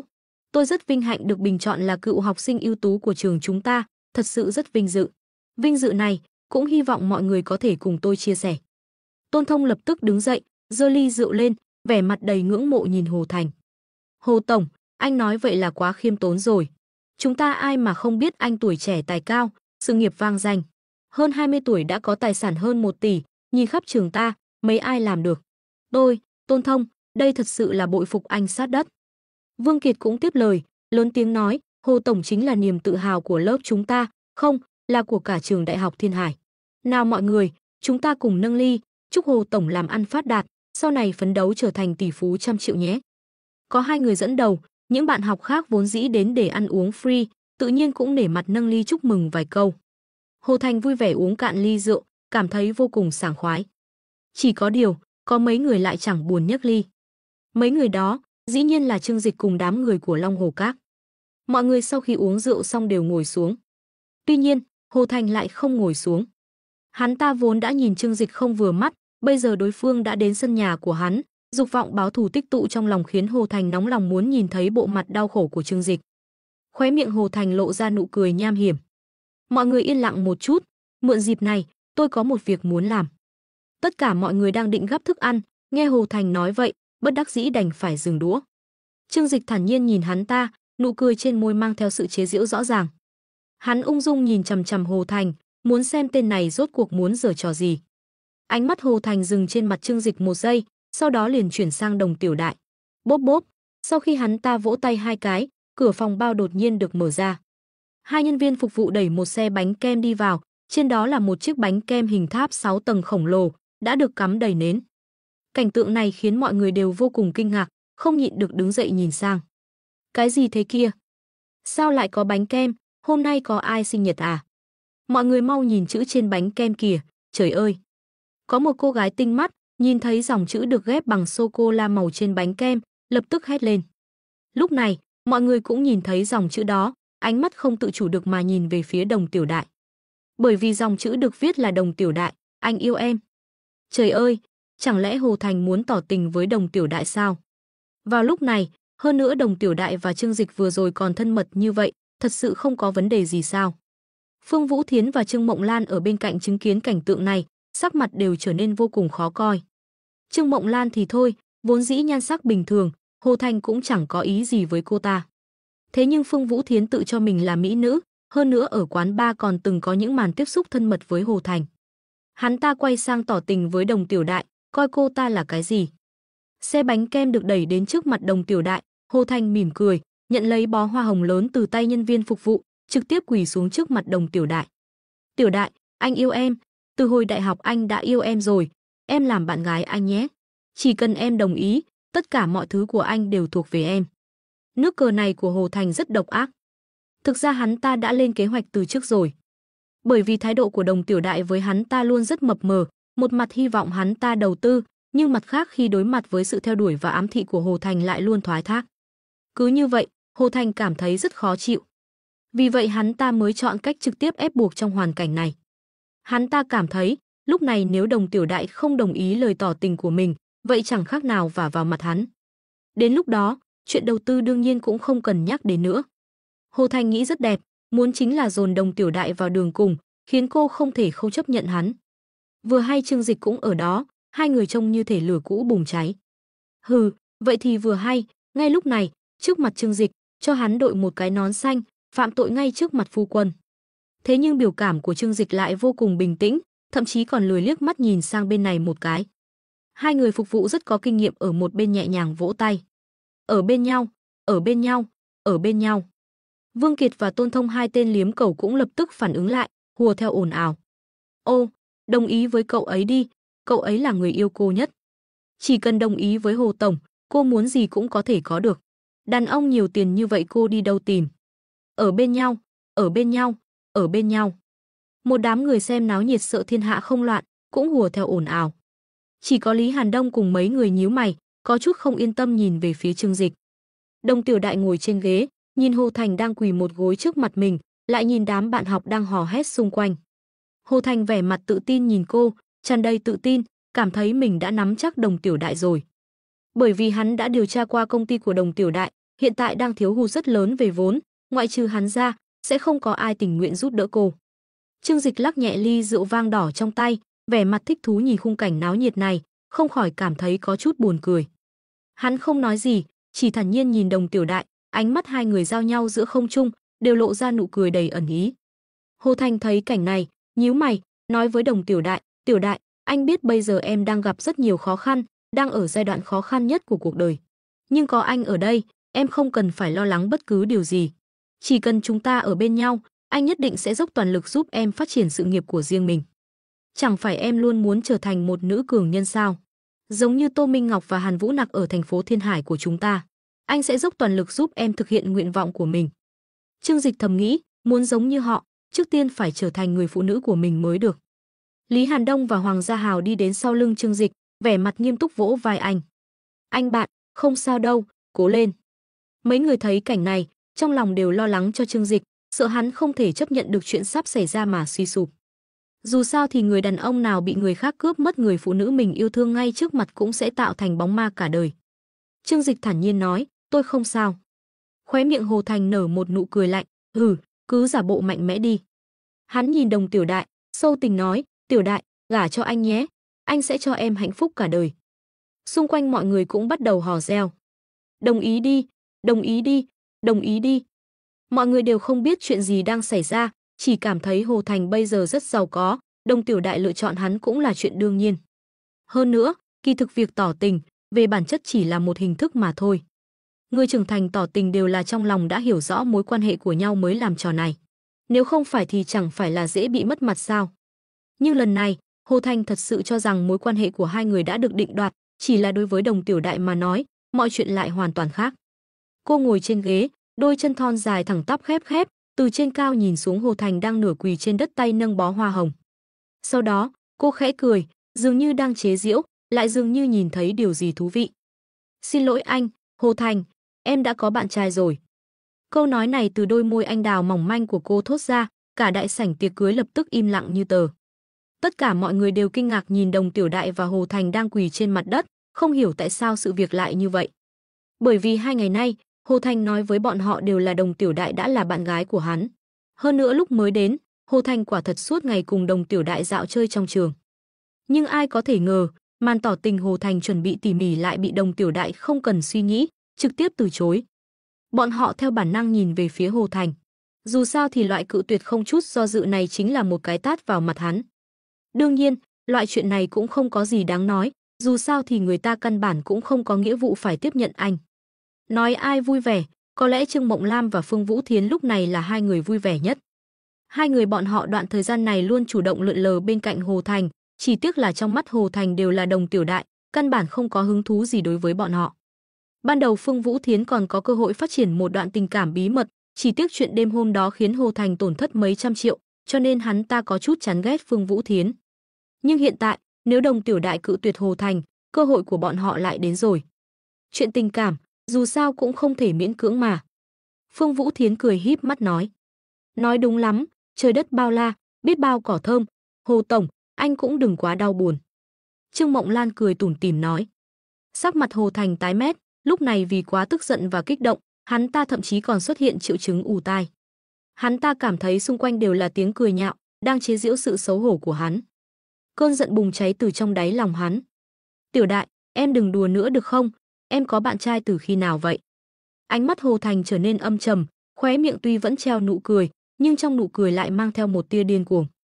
Đồng Tiểu Đại thấy hắn ta thay đổi thế cũng hơi sợ hãi, không khỏi lui về phía sau. Lúc này, Trương Dịch vừa lúc đỡ lấy bờ vai trắng nõn mịn màng của cô. Bạn trai của Tiểu Đại là tôi, anh có ý kiến gì sao? Hồ Thành. Trương Dịch nhìn Hồ Thành, thản nhiên cười nói. Ghê đấy huynh đệ.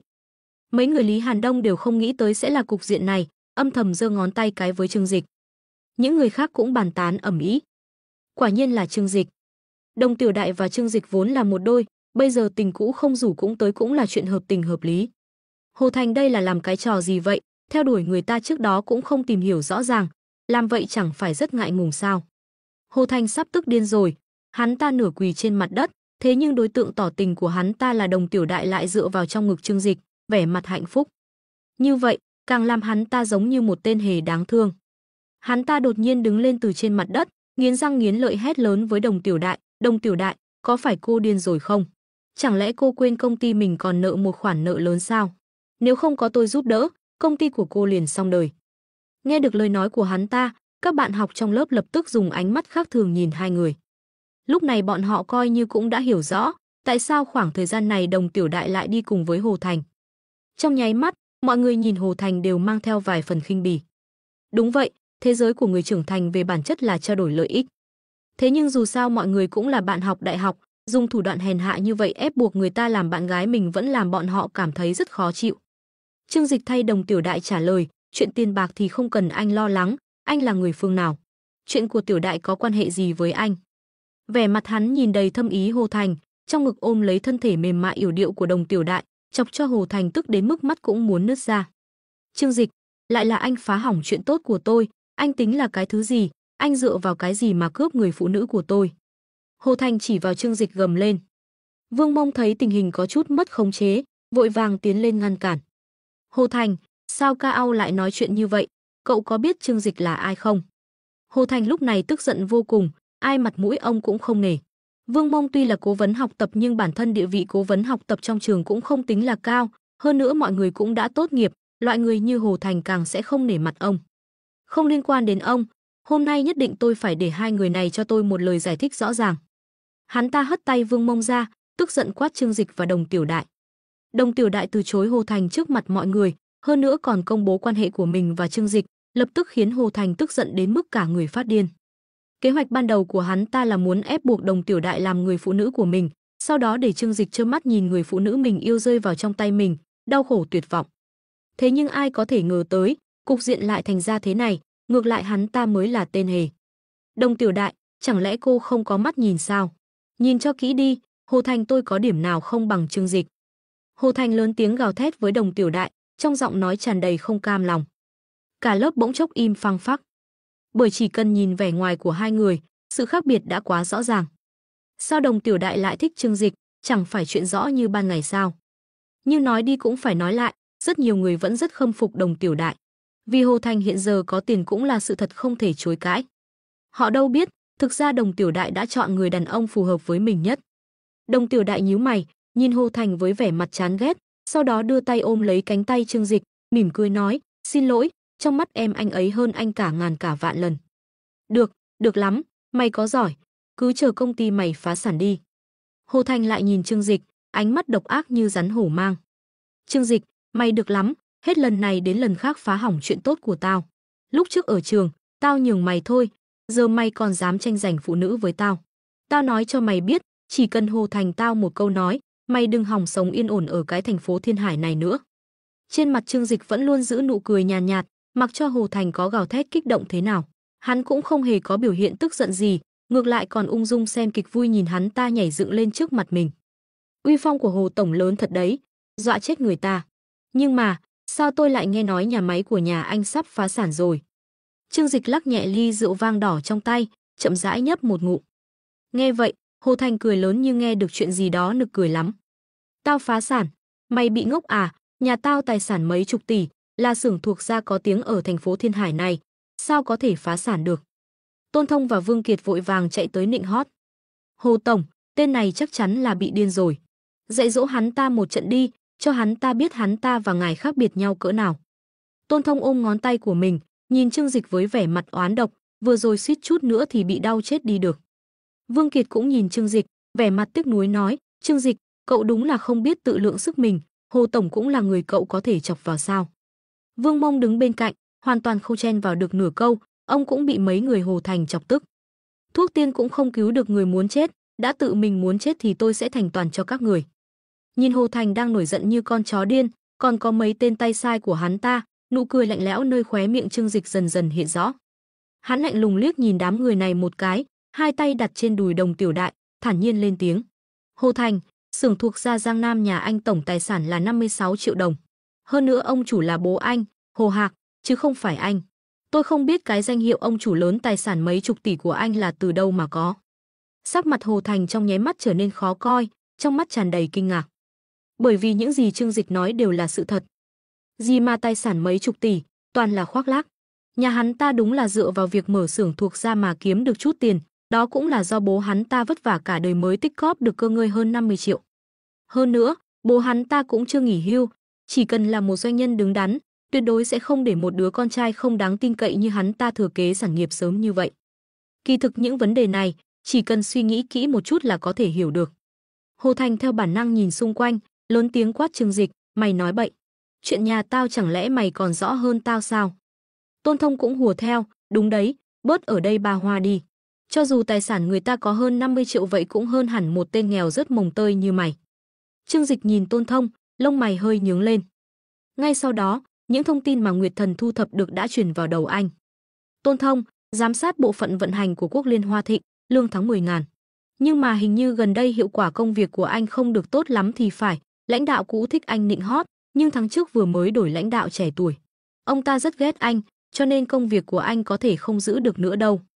Tôn Thông trợn mắt há mồm, sợ hãi lùi lại 2-3 bước, cậu, sao cậu biết được, cậu điều tra tôi. Mọi người nhìn thấy biểu cảm của Tôn Thông, lập tức hiểu ra những gì Trương Dịch nói đều là sự thật. Vương Kiệt cắn răng, hừ lạnh nói, Trương Dịch, cậu như vậy chẳng phải quá nhàm chán sao? Thân phận của chúng ta cũng không phải bí mật gì, muốn điều tra thì chỉ cần tùy tiện tìm người là được. Nhưng cho dù cậu biết được công việc của chúng ta, thì đã sao nào? Vương Kiệt, kế toán tài vụ của phòng làm việc Lam Vũ. Chỉ cậu là giám đốc tài chính, nên vị trí của cậu trong công ty vẫn luôn rất ổn định, đúng không? Trương Dịch nhìn Vương Kiệt với vẻ mặt tự tin, mỉm cười nói. Lần này, đến lượt Vương Kiệt biến sắc. Trương Dịch, rốt cuộc cậu có ý gì? Cậu muốn làm gì? Vương Kiệt lo lắng hỏi. Bị người khác điều tra rõ ràng thông tin của mình, không ai là không lo lắng. Thực ra Trương Dịch cũng không cố ý đi điều tra bọn họ, chỉ là Nguyệt Thần với tư cách là siêu trí tuệ nhân tạo, trên mạng chính là tồn tại như thần. Thông qua tin tức trên Internet, gần như hắn có thể nắm được thông tin của tất cả mọi người trên thế giới. Hắn cười cười xua tay, mọi người đừng căng thẳng mà. Tôi chỉ là muốn khuấy động không khí một chút thôi, tiện thể cho mọi người biết tôi nói có đúng sự thật hay không. Nói xong hắn nhìn Hồ Thành, trên mặt vẫn giữ nụ cười, anh có tin lát nữa khi quẹt thẻ, sẽ phát hiện thẻ tín dụng của mình đã bị đóng băng không? Nói nhảm, Hồ Thành khinh thường hừ lạnh một tiếng. Thế nhưng những người bạn học khác lúc này lại có chút lo lắng. Xét cho cùng, một bữa ăn ở Đông Hoàng Cư không hề rẻ, bình quân mỗi người phải chi đến 2-3 nghìn đồng. Nếu không phải vì Hồ Thành khăng khăng muốn mời khách, bọn họ tuyệt đối sẽ không bao giờ chịu bỏ tiền ra đến nơi đắt đỏ thế này. Không phải chứ, những gì Trương Dịch nói là thật hay giả? Ai biết được, nhưng nhìn biểu cảm của Tôn Thông, Vương Kiệt, có vẻ như cậu ta biết rất nhiều chuyện. Cần tắc vô ái náy, lỡ như Hồ Thành thật sự không có tiền thanh toán, chẳng phải chúng ta lại phải móc tiền túi ra sao? Hỏi cậu ta một câu đi, tránh đến lúc đó lại rắc rối. Lý Hàn Đông lúc này khoanh tay, cười lạnh nói, Hồ Thành, thẻ tín dụng của cậu sẽ không thật sự bị đóng băng đấy chứ, vậy bữa cơm này tính sao đây? Những người khác cũng nhỏ giọng phụ họa. Đúng đấy, như vậy không ổn lắm đâu. Dù sao thì tôi cũng không bỏ tiền ra đâu. Hồ Thành, hay là cậu thanh toán trước đi. Các bạn học xung quanh ồn ào, lo lắng rằng mình sẽ phải trả tiền vì Hồ Thành. Sắc mặt Hồ Thành rất khó coi. Hôm nay vốn dĩ muốn nhân dịp này để ra oai, để cho những người bạn học trước đây coi thường mình phải nhìn mình bằng con mắt khác. Nhưng không ngờ tất cả đều bị Trương Dịch phá hỏng. Im miệng, các người ồn ào cái gì? Tôi, Hồ Thành đường đường là tỷ phú, chẳng lẽ lại thiếu các người một bữa cơm sao? Trương Mộng Lan và Phương Vũ Thiến thấy vậy cũng bước tới, bày ra dáng vẻ đứng về phía Hồ Thành. Đúng đấy, nhìn các người kìa, đúng là có mắt như mù. Hồ Tổng là ông chủ lớn, chẳng lẽ lại thiếu chút tiền ấy sao? Mọi người đừng nghe Trương Dịch nói nhảm, cậu ta chỉ là ghen tị với Hồ Tổng vì anh ấy giỏi giang hơn, giàu có hơn cậu ta mà thôi. Hai người phụ nữ một câu hát một câu hò, nhưng các bạn học cũng không phải kẻ ngốc. Hồ Thành, chúng tôi cũng không có ý gì khác. Chỉ là Trương Dịch đã lên tiếng rồi, cậu là ông chủ lớn như vậy, không thể để cậu ta làm mất mặt cậu được chứ. Chi bằng cậu thanh toán trước đi, để cậu ta mở mang tầm mắt. Lưu Hổ, người từng là tổ trưởng tổ chức của lớp, bước ra nói. Đúng vậy, chẳng phải cậu nói Trương Dịch nói dối sao, vậy thì để chúng tôi xem thử. Đúng, cũng để chúng tôi mở rộng tầm mắt, xem rốt cuộc là ai đang nói dối. Cả đám người hô hào. Hồ Thành hừ lạnh một tiếng, hung hăng trừng mắt nhìn Trương Dịch, được, tôi sẽ cho cậu xem thế nào mới là người giàu có. Hai người phục vụ đẩy xe bánh kem vào vẫn còn đang đứng xem náo nhiệt, Hồ Thành vẫy tay về phía họ, bữa này để tôi thanh toán, tổng cộng hết bao nhiêu. Ngay lập tức, một người phục vụ cầm thực đơn lên xem qua rồi cười nói, dạ thưa ngài, tổng hóa đơn của ngài hết 188.629 đồng. Chúng tôi xin phép được làm tròn xuống, ngài trả 188.600 đồng ạ. Hồ Thành rút thẻ tín dụng của mình ra, hào phóng phẩy tay, không cần làm tròn đâu. Chi bằng thế này, lấy cho tôi một con số đẹp, cả 188.888 đồng đi, số dư coi như tôi bo cho các bạn. Hai người phục vụ mừng rỡ, vội vàng lấy máy post ra. Cảm ơn ngài, mời ngài nhập mật khẩu ạ. Hồ Thành khịt mũi lạnh lùng, cố tình liếc nhìn Trương Dịch và Đồng Tiểu Đại, sau đó ấn mạnh tay nhập dãy 6 chữ số vào. Người phục vụ đang định quẹt thẻ với nụ cười rạng rỡ, nhưng máy post đột nhiên hiện lên dòng chữ đỏ chói thẻ này đã bị đóng băng. Nụ cười trên mặt người phục vụ hơi cứng lại, nhưng vẫn lịch sự hỏi, thưa ngài còn thẻ tín dụng nào khác không ạ? Không khí hiện trường bỗng trở nên ngượng ngùng. Hồ Thành hỏi, ý là sao? Không đủ hạn mức à? Người phục vụ lễ phép đáp, thưa ngài, trên này báo thẻ của ngài đã bị đóng băng rồi ạ. Vẻ mặt của các bạn học bắt đầu trở nên kỳ lạ. Có chuyện gì vậy? Chưa thanh toán được à? Hình như thẻ bị đóng băng rồi. Không phải chứ, chẳng lẽ Trương Dịch nói chúng rồi sao? Trên trán Hồ Thành bắt đầu toát mồ hôi hột, lo lắng nói, sao lại thế được? Không thể nào, thẻ của tôi có hạn mức 1 triệu đồng, sao lại như vậy? Hắn ta bắt đầu luống cuống, vội vàng mở túi xách tay ra, lôi thêm mấy chiếc thẻ tín dụng nữa. Thử cái này, rồi cái này. Hắn ta thử liên tiếp mấy thẻ tín dụng nhưng tất cả đều bị báo đã đóng băng. Cuối cùng, chỉ còn lại một chiếc thẻ tiết kiệm của hắn ta với số dư 50.000, nhưng vẫn còn thiếu hơn 130.000 nữa. Sao lại thế này, chắc chắn là có vấn đề gì rồi. Hồ Thành toát mồ hôi hột, các bạn học xung quanh bắt đầu xì xào bàn tán. Chuyện gì thế, còn ăn được bữa cơm này nữa không đây? Ngô Lập Phong, gã ngốc thứ hai của lớp bắt đầu lên tiếng bất mãn, gã ta còn chưa kịp ăn được mấy miếng, vậy mà giờ lại thấy người thanh toán gặp vấn đề, trong lòng nảy sinh ý định chuồn êm. Các bạn học khác thấy tình hình không ổn cũng lặng lẽ lùi về phía cửa ra vào.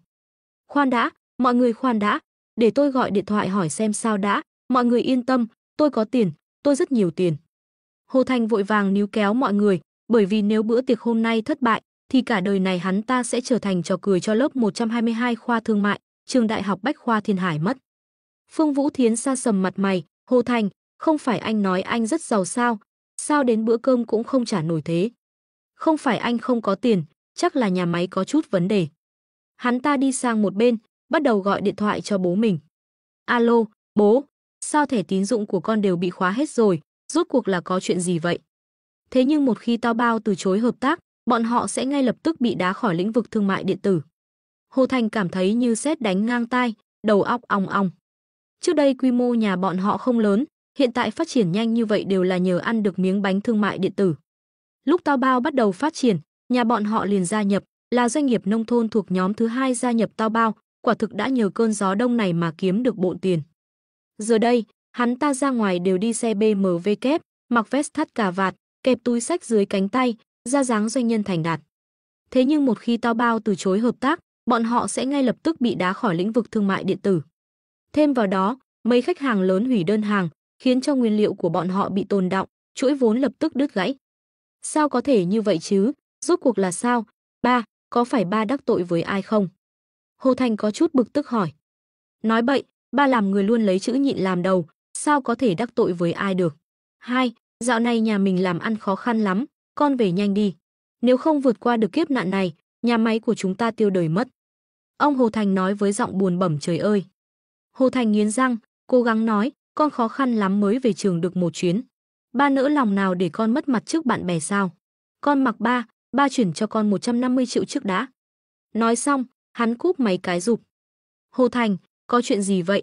Còn ăn nữa không đây? Ngô Lập Phong cầu nhàu. Mọi người tuy không nói gì, nhưng ánh mắt đã thể hiện rõ thái độ. Hoài nghi, khinh miệt, giễu cợt, đâm thẳng vào tim Hồ Thành. Mọi người đừng vội, tiền sẽ đến ngay, mọi người cứ ăn uống thoải mái đi. Hồ Thành nịnh nọt chào hỏi mọi người, cố gắng duy trì hình tượng người chủ nhà. Thôi, tính tiền đi. Lý Hàn Đông đứng dậy, cười khẩy, bọn tôi không muốn ăn quỵt đâu, mất mặt lắm. Đi thôi, kẻo lát nữa lại phải góp tiền, đều là nghèo rớt mồng tơi mà. Lý Hàn Đông đi đầu, những người khác thấy vậy cũng nhao nhao đi theo.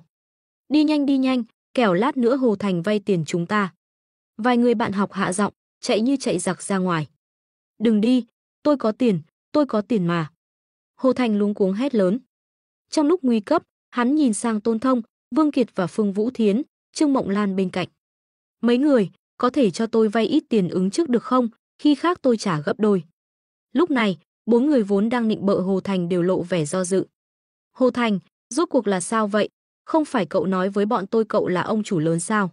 180 triệu đối với cậu không phải chuyện khó khăn chứ?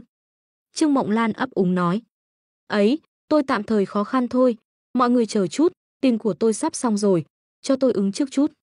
Hồ Thành sốt sắng nói. Tôi cũng không có nhiều tiền, tiền con gái đều tiêu hết rồi, bây giờ tôi còn đang nợ thẻ tín dụng đây này. Ánh mắt Trương Mộng Lan đảo đi chỗ khác, căn bản không có ý định cho vay. Đùa à, đó là cả 100 triệu đấy, loại con gái như cô ta, trên người làm sao có nhiều tiền như vậy. Hơn nữa, cho dù có cô ta cũng không thể cho vay được. Hồ Thành lại nhìn sang những người khác. Tôn Thông, Vương Kiệt, hai người thì sao? Yên tâm, mấy hôm nữa tôi sẽ sắp xếp cho hai người vào làm ở nhà máy của tôi, ít nhất cũng là chức quản lý. Hồ Thành thề son sắt nói. Thế nhưng đối mặt với lời đảm bảo của Hồ Thành, trên mặt hai người lại lộ ra vẻ khinh thường. Hồ Thành, hồi đại học cậu cũng thường xuyên khoác lác với bọn tôi. Tôi cứ tưởng cậu đã thay đổi rồi, ai ngờ cậu vẫn chứng nào tật nấy. Thôi bỏ đi, cho cậu vay tiền thà vứt xuống sông còn hơn, ít ra còn nghe tiếng. Vương Kiệt bĩu môi chế giễu. Tôn Thông cũng cười lạnh, tôi còn nhớ hồi đại học, có lần cậu đi nhà nghỉ không đủ tiền, hỏi vay tôi 500.000. Kết quả vừa tốt nghiệp là cậu chuồn mất, tìm đỏ mắt cũng không thấy.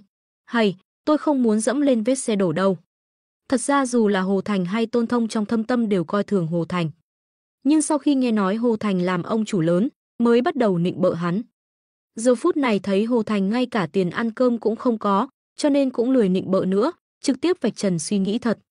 Hồ Thành như bị dội một gáo nước lạnh, mấy người, sao mấy người lại như vậy? Lúc trước còn một tiếng Anh Hồ Thành, hai tiếng Anh Hồ Thành, vậy mà bây giờ trở mặt nhanh thế hả? Hôm qua tôi còn mời các người đi massage cơ mà. Sắc mặt Vương Kiệt và Tôn Thông thay đổi, nói chuyện này trước mặt cả lớp, chẳng phải là đang đánh vào mặt bọn họ sao? Mày đừng có nói mấy lời vô dụng đó, rõ ràng là mày tự nguyện mời chúng tao có ép uổng gì mày đâu. Đi thôi, lười đôi co với mày. Vương Kiệt và Tôn Thông hất tay, xoay người bỏ đi. Lòng người nóng lạnh, có thể thấy rõ. Hy vọng cuối cùng của Hồ Thành đặt hết vào Phương Vũ Thiến. Vũ Thiến, dù sao chúng ta cũng có chút tình cảm, em cho anh mượn ít tiền được không? Hắn ta nhìn Phương Vũ Thiến với ánh mắt đầy mong đợi. Xét cho cùng trước đây Phương Vũ Thiến từng thổ lộ tình cảm với hắn ta, nói ra sự ngưỡng mộ của mình, chỉ là lúc đó hắn ta không đồng ý. Hơn nữa tối hôm qua, hai người cũng có những tiếp xúc thân mật, nghĩ đến cũng phải có chút tình nghĩa. Ai ngờ đâu, sắc mặt Phương Vũ Thiến còn khó xem hơn cả những người khác.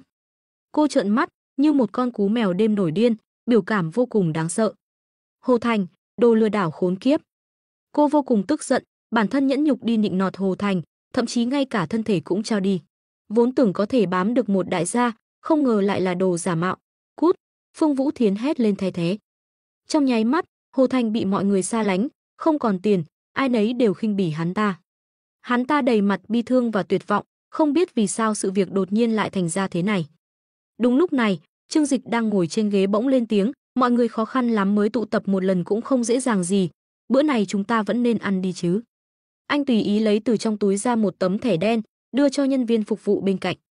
Quẹt thẻ của tôi đi. Trương Dịch thản nhiên nói. Các bạn học đang định ra ngoài vội vàng quay đầu lại, kinh ngạc nhìn cảnh tượng này. Bây giờ có người thanh toán rồi, bọn họ cũng không vội rời đi nữa. Chỉ là, bọn họ không hiểu, Trương Dịch lấy đâu ra nhiều tiền để thanh toán như vậy.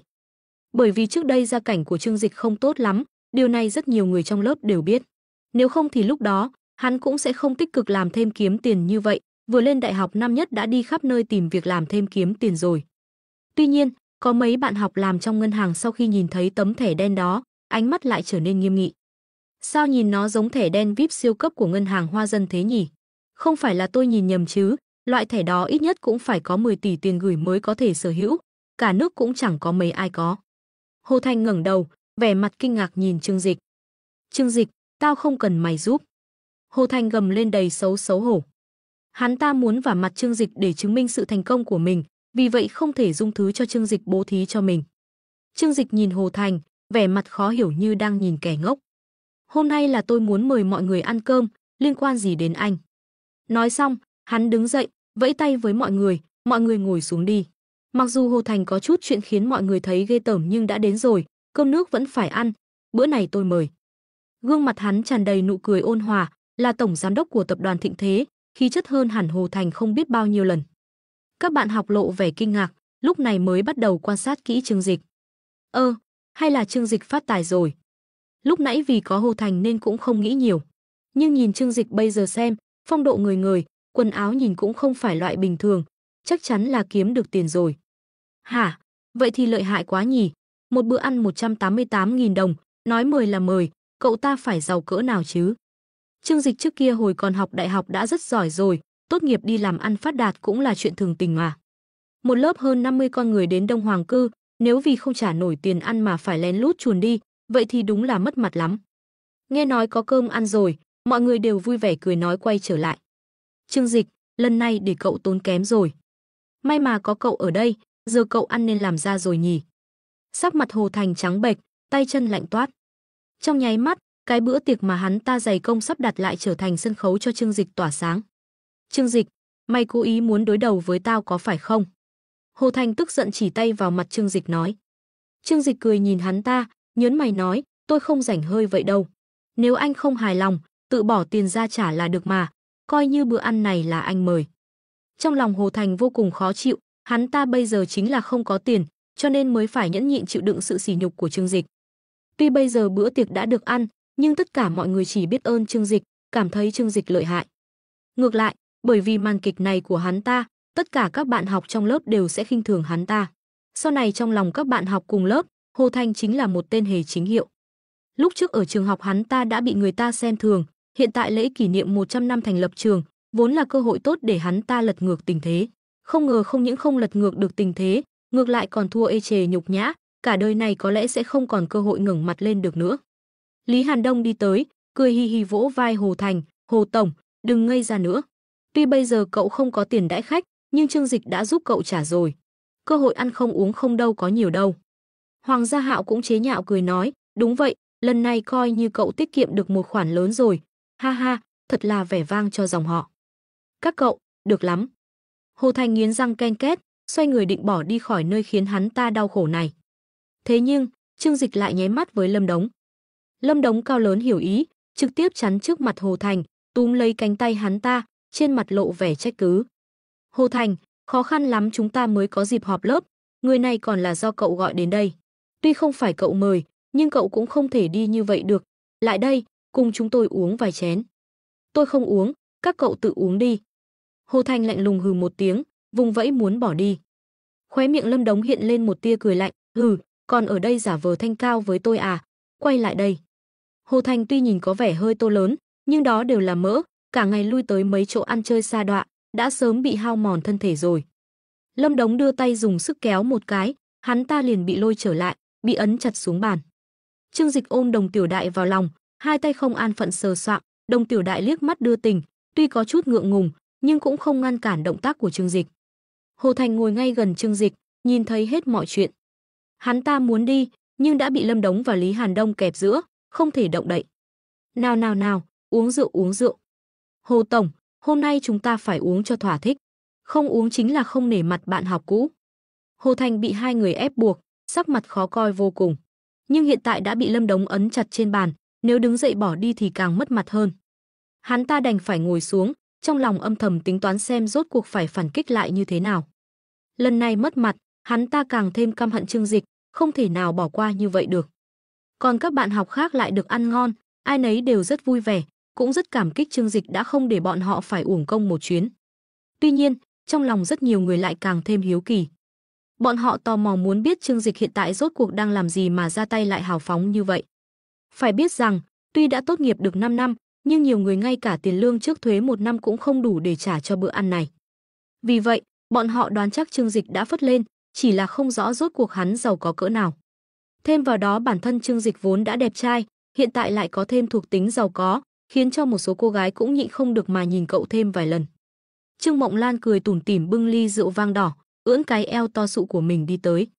"Trương Dịch, lần này cảm ơn cậu đã khoản đãi thịnh tình. Lúc học đại học tôi đã cảm thấy sau này cậu nhất định không phải người tầm thường, bây giờ quả nhiên thành công rồi nha." Cô ta cười nói với vẻ tự nhiên như quen biết từ lâu. "Thật sao?"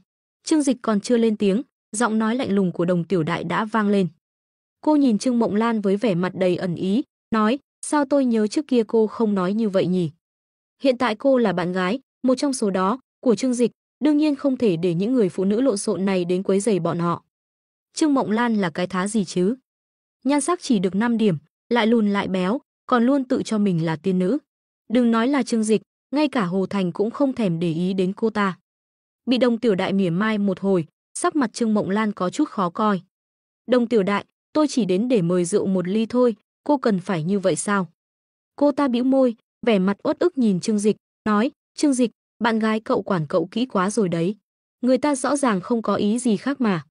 Trương Dịch lười biếng nhìn cô ta, cúi đầu nhìn ly rượu trong tay, thản nhiên nói, "Tôi chưa bao giờ uống rượu với người phụ nữ xấu xí." Các bạn học xung quanh đều nhìn về phía này, không ngờ Trương Dịch lại không nể mặt Trương Mộng Lan như vậy, nhất thời nhiều người không nhịn được cười thành tiếng.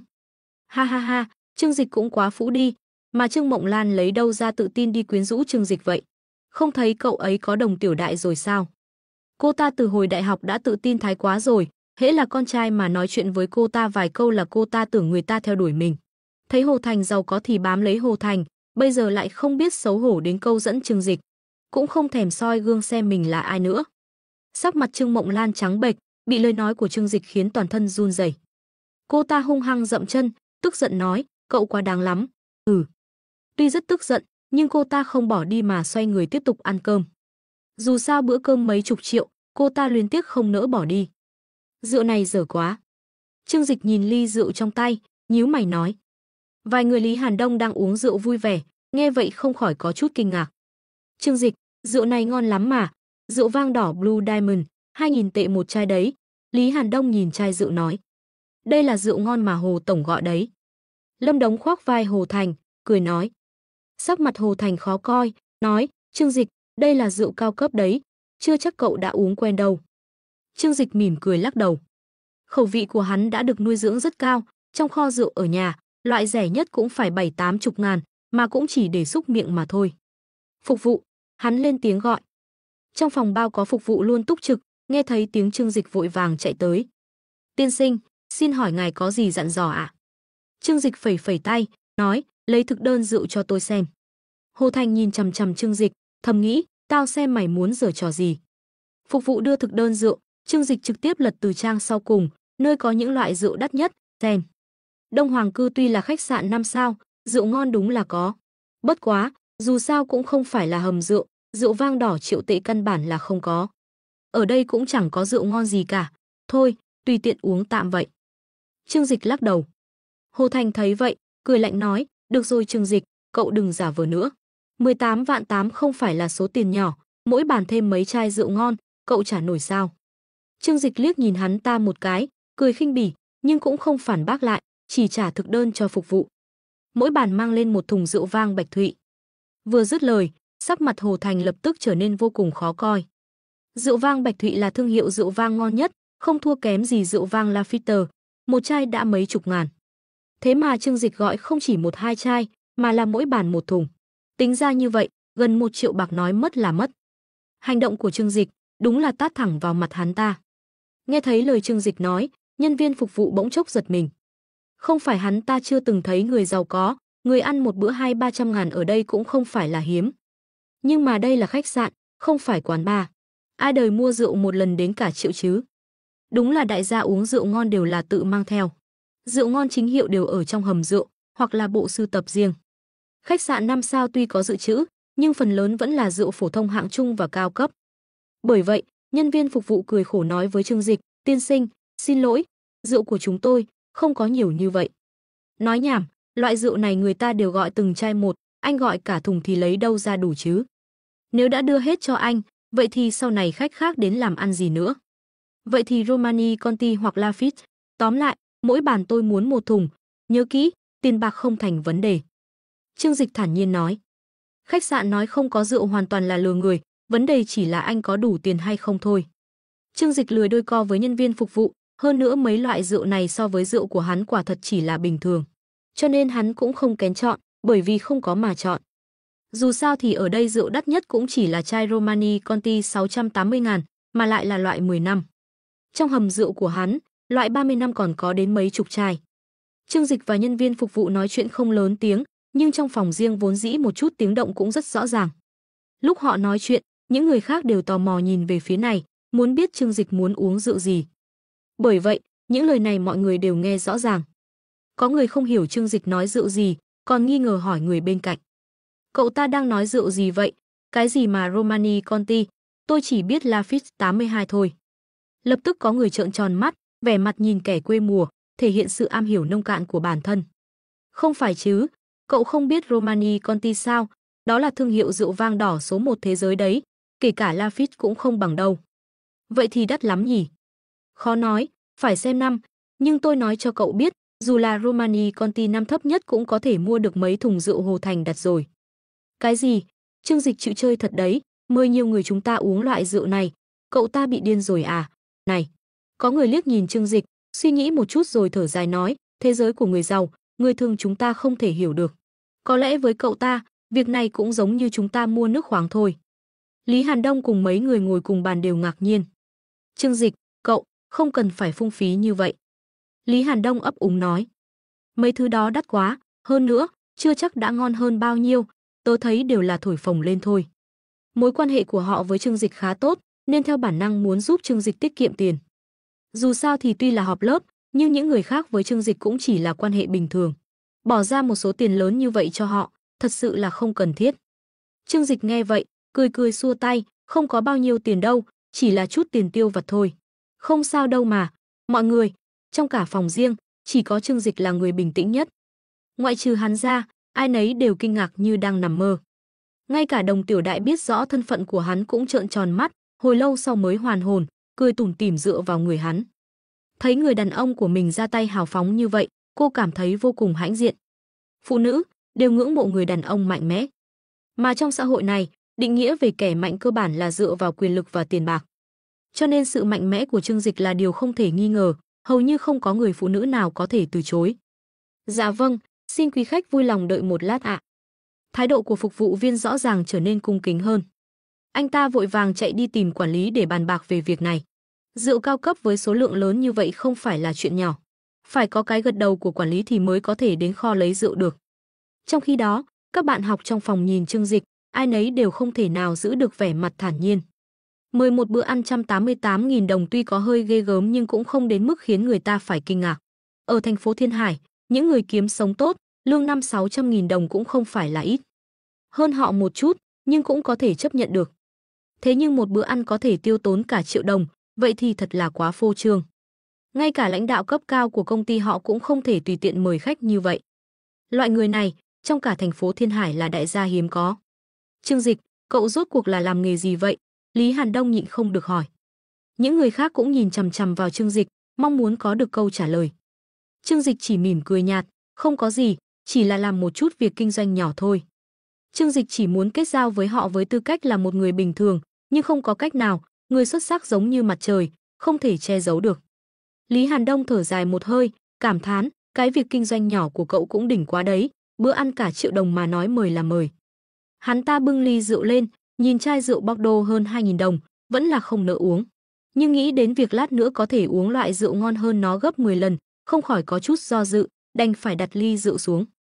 Lâm Đống và Hoàng Gia Hạo nhìn nhau, cũng không khỏi cảm thán. Lúc bốn người họ vừa gặp mặt, bọn họ không ít lần khoe khoang so bì, chỉ có Trương Dịch là khiêm tốn nhất. Lúc đầu họ còn tưởng Trương Dịch thay đổi tính nết, không thích ra vẻ ta đây nữa.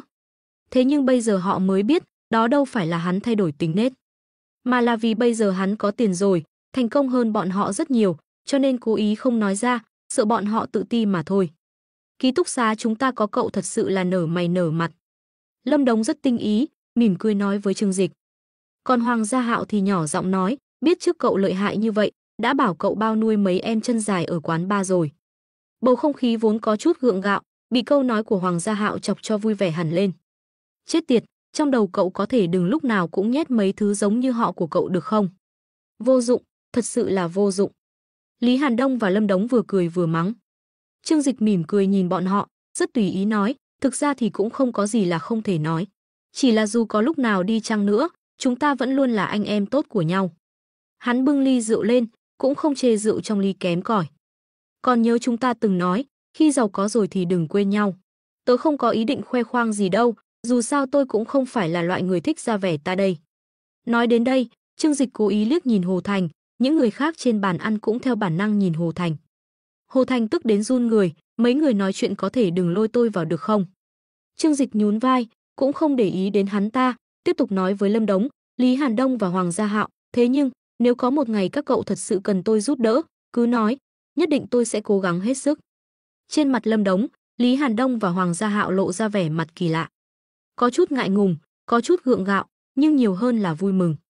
Lúc trước, mối quan hệ của họ tốt đến mức có thể cùng nhau tắm chuồng, kỳ lưng cho nhau. Nhưng hiện tại thân phận địa vị đã thay đổi, mối quan hệ khó tránh khỏi bị ảnh hưởng ít nhiều. Điều này, cho dù là ai cũng không thể thay đổi được. Thế nhưng bọn họ vẫn rất vui, bởi vì khi bên cạnh bạn có một người anh em rất lợi hại, lại có quan hệ rất tốt, điều đó có nghĩa là tương lai của bạn sẽ có thêm một mối quan hệ có thể dựa dẫm. Được, có câu nói này của cậu, bọn tôi yên tâm rồi. Hồ Thành hít sâu một hơi, bưng ly rượu lên. Lâm Đống cũng nói, dù sao mọi người cũng là huynh đệ tốt. Sau này cậu có việc cần dùng đến bọn tôi, cứ việc mở lời. Hoàng Gia Hạo, tôi cũng vậy. Bốn người anh em trong ký túc xá cụng ly, sau đó cùng uống cạn ly rượu vang đỏ. Lúc này, cửa phòng bao bỗng nhiên mở ra, một người đàn ông trung niên mặc vest đeo bảng tên bước vào. Trông ông ta giống như quản lý của khách sạn, trên mặt nở nụ cười khiêm tốn chuyên nghiệp, mái tóc chảy chuốt gọn gàng, bước đi vững vàng, thân thái ung dung. Phía sau ông ta là hai người phục vụ vừa mới đi ra ngoài. Mấy người nói nhỏ với nhau vài câu, người đàn ông trung niên nhìn Trương Dịch, ánh mắt sáng lên, vội vàng bước nhanh đến trước mặt Trương Dịch. Còn hai người phục vụ đẩy xe đẩy, từng chai rượu vang đỏ đắt tiền đã được đưa tới. Tất cả đều được đặt trong xô đá, bên cạnh bày sẵn dụng cụ mở rượu chuyên nghiệp. Rượu cao cấp vốn có giá cả chục ngàn một chai, lúc này lại giống như bia hơi, được đưa đến đây từng thùng từng thùng. Chào ngài, tôi là Ngụy Hướng Đông, quản lý của Đông Hoàng Cư. Rất hân hạnh được đón tiếp ngài đến dùng bữa tại khách sạn của chúng tôi, Ngụy Hướng Đông cung kính nói. Gặp phải khách hàng lớn hiếm có như vậy, ngay cả quản lý cũng phải đích thân ra tiếp đãi. Khách sạn chúng tôi quyết định nâng hạng cho ngài thành hội viên VIP Kim Cương, hôm nay ngài được hưởng ưu đãi giảm giá 8%. Trương Dịch nhàn nhạt cười, nói, được, lên rượu đi. Khuôn mặt Hồ Thành vô cùng khó coi, hắn ta nằm mơ cũng không nghĩ ra, tên nhóc nhà nghèo trước kia ngoài đẹp trai ra chẳng có gì nổi bật, tại sao đột nhiên lại giàu có như vậy. Nhưng những người bạn học khác đã sớm nhìn chằm chằm vào rượu vang đỏ trong xô đá, thấy phục vụ bưng rượu lên một cách cẩn thận, vội vàng đưa ly rượu của mình ra. Nhanh rót cho tôi một ly. Đừng rót nữa, đưa luôn cho tôi một chai. Đối mặt với loại rượu ngon có giá cả chục ngàn một chai này, bọn họ đều kích động muốn chết, ai cũng muốn nhanh chóng được nếm thử. Phục vụ trên mặt vẫn cười, nhưng trong lòng lại âm thầm kinh ngạc. Loại rượu cao cấp này thông thường mỗi khi mở một chai đều cần có quy trình phức tạp, sau đó khách hàng sẽ vừa nhâm nhi cùng gan ngỗng và trứng cá muối vừa thưởng thức. Thế mà hôm nay loại rượu danh tiếng này lại bị đối xử như bia hơi. Không còn cách nào khác, ai bảo người mời hôm nay lại là đại gia lắm tiền nhiều của như vậy chứ. Rượu đã lên đủ rồi, ngài còn cần gì cứ việc dặn dò, xin mời từ từ thưởng thức. Quản lý để lại một tấm danh thiếp, sau đó cung kính rời đi. Mọi người uống rượu đắt tiền, cho dù là người không sành rượu cũng có thể cảm nhận được hương vị thơm ngon của loại rượu nổi tiếng này. Dần dần, mỗi người đều tự giác bưng ly rượu đến mời Trương Dịch. Lúc này, không còn ai nghi ngờ Trương Dịch thành công đến mức nào nữa. Còn Hồ Thành ngồi cùng bàn với Trương Dịch, cũng giống như quả cà bị xương giá, hoàn toàn ủ rũ. Trương Dịch, hiện tại tôi đang làm bảo hiểm, nếu cậu có nhu cầu thì tôi có thể giới thiệu cho cậu.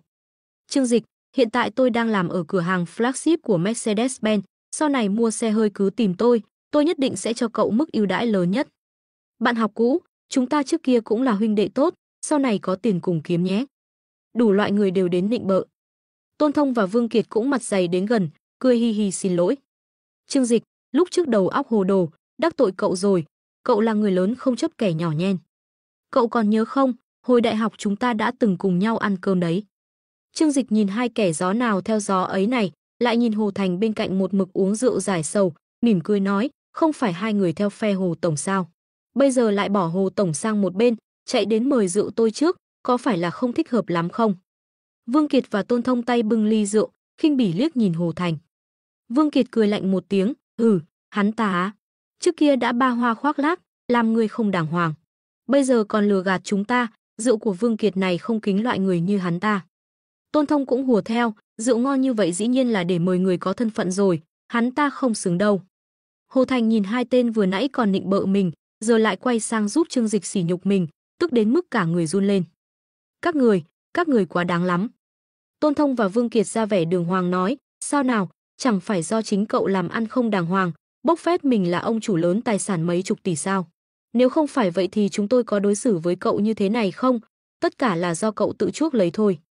Sắc mặt Hồ Thành khó coi vô cùng, chỉ muốn lập tức đứng dậy bỏ đi, thế nhưng Lâm Đống và Lý Hàn Đông hoàn toàn không cho hắn ta cơ hội. Không sao, người không ra vẻ ta đây dễ bị sét đánh lắm. Cậu suýt chút nữa là thành công rồi, chúng tôi hiểu mà. Nào, uống rượu, say một trận cho quên hết muộn phiền, trong mơ cái gì cũng có. Hai người ngoài mặt ra vẻ an ủi Hồ Thành, thực chất là đang chế giễu hắn ta, giọng điệu mỉa mai này khiến Hồ Thành tức giận đến mức toàn thân run rẩy. Nhưng lúc này mọi người đều đã biết hắn ta không có tiền, chẳng còn ai thèm để ý đến hắn ta nữa, đúng là tường đổ mọi người đầy. Hắn ta chỉ có thể trơ mắt nhìn Trương Dịch ôm eo Đồng Tiểu Đại, sau đó tất cả bạn học đều chạy tới, niềm nở kính rượu hắn ta. Phong cảnh ấy, theo kế hoạch ban đầu phải thuộc về hắn ta mới đúng. Trương Dịch nâng ly rượu lên, liếc nhìn Hồ Thành một cái rồi lập tức rời mắt, nói với tất cả các bạn học, hôm nay trong dịp đặc biệt này, rất vui được gặp mặt mọi người. Ở đây, tôi muốn đặc biệt cảm ơn một người, đó chính là người anh em không thân thiết lắm, cũng không quen biết lắm của tôi, Hồ Thành. Chính cậu ấy đã giúp đỡ để mọi người có thể tụ họp đông đủ ở đây. Vì vậy, ly rượu này, chúng ta hãy cùng nhau cạn ly vì Hồ Thành, được không? Nói xong, Trương Dịch nâng ly rượu lên cao, nào. Tất cả mọi người đều nhìn Hồ Thành với ánh mắt giễu cợt, cũng nâng ly rượu lên theo Trương Dịch. Cảm ơn Hồ Thành. Cả đám người đồng thanh hô lên một cách đầy khoa trương, sau đó nốc cạn rượu trong ly một cách sảng khoái. Hồ Thành, sao cậu không uống? Tuy bữa cơm cậu mời chúng tôi chưa được ăn, nhưng nhờ phúc của cậu, Trương Dịch đã mời chúng tôi ăn rồi đấy. Không sao, nói chung là cậu vẫn có công lao mà. Hồ Thành trong bữa tiệc tối hôm nay đã hoàn toàn trở thành trò cười. Mọi người đều biết Trương Dịch cố tình chơi xỏ hắn ta, nhưng giờ phút này được uống rượu vang đỏ mấy chục triệu một chai, ai nấy cũng đều muốn nịnh bợ Trương Dịch như cách họ từng nịnh bợ Hồ Thành trước đây. Bởi vậy, đương nhiên là ai cũng muốn đoán ý Trương Dịch, lấy lòng hắn ta. Do đó, trêu chọc Hồ Thành chắc chắn là cách thức tốt nhất. Dù sao thì ai mà chẳng thích đánh chó rơi xuống nước. Hồ Tổng, nào, tôi cụng ly với cậu. Nghe nói xưởng da của nhà cậu làm ăn khá lớn, toàn dùng da bò thật hả? Hồ Tổng đúng là lợi hại, lại còn dùng cả chiêu trò này để tán gái nữa chứ. Cao tay, cao thủ, nếu cậu không phải là không có tiền, suýt chút nữa thì tôi đã tin rồi đấy. Hồ Thành nghiến răng nghiến lợi, trong lòng vô cùng căm phẫn. Vốn dĩ đã khó chịu lắm rồi, cộng thêm việc ai cũng đến chuốc rượu hắn ta, rất nhanh sau đó hắn ta đã say mềm. Ngay lúc hắn ta say mềm sắp ngã quỵ, mơ màng nhìn thấy Trương Dịch ôm eo Đồng Tiểu Đại rời khỏi phòng tiệc. Chuyện hai người họ sau đó sẽ đi đâu, cơ bản là không cần nói cũng biết. Trong lòng hắn ta tràn đầy đau khổ và tuyệt vọng. Không phải vì mất đi Đồng Tiểu Đại, mà là vì hắn ta lại một lần nữa bị Trương Dịch giẫm nát dưới chân. Tiệc rượu kết thúc, ai nấy đều ra về với tâm trạng hài lòng, đối với Trương Dịch lại càng thêm cung kính, nịnh bợ. Trước đây nịnh bợ Hồ Thành thế nào, thì bây giờ nịnh bợ Trương Dịch y như vậy. Trương Dịch không để tâm, chỉ mỉm cười xã giao qua loa với họ. Dù sao trước đây cũng là bạn học, nhưng tốt nghiệp đã nhiều năm, thực ra cũng không còn nhiều tình nghĩa nữa. Nói đến quan hệ tốt, thì cũng chỉ có Lý Hàn Đông và vài người khác mà thôi. Hôm nay mọi người uống rượu vui chứ? Trương Dịch mỉm cười hỏi. Một đám người nhao nhao trả lời. Vui chứ, cũng nhờ có Trương Dịch ở đây, nếu không chúng tôi đã chuồn êm từ lâu rồi. Hai, nhìn Trương Dịch người ta kìa, rồi lại nhìn Hồ Thành cái đồ bỏ đi kia. Đúng là không sợ không biết hàng, chỉ sợ so sánh. Người so với người thì chết, hàng so với hàng thì vứt đi. Trương Dịch nghe những lời nịnh nọt đã chán tai, nên chỉ cười nhạt một tiếng. Thôi được rồi, cũng muộn rồi, mọi người về nghỉ ngơi sớm đi. Mai còn có lễ kỷ niệm của trường, cái này không thể bỏ lỡ được. Trương Dịch liếc mắt nhìn Vương Mông nói. Vương Mông gật đầu, nhỉ, mai 10 giờ sáng là lễ kỷ niệm thành lập trường của chúng ta đó. Nghe nói sẽ có không ít học giả và doanh nhân hàng đầu trong và ngoài nước đến tham dự đấy. Vừa nói, hắn ta vừa nhìn Trương Dịch với ánh mắt đầy ẩn ý. Trương Dịch không tỏ thái độ, rời mắt đi chỗ khác. Nhà trường có mời hắn tham gia buổi lễ này, nhưng hắn đã khéo léo từ chối.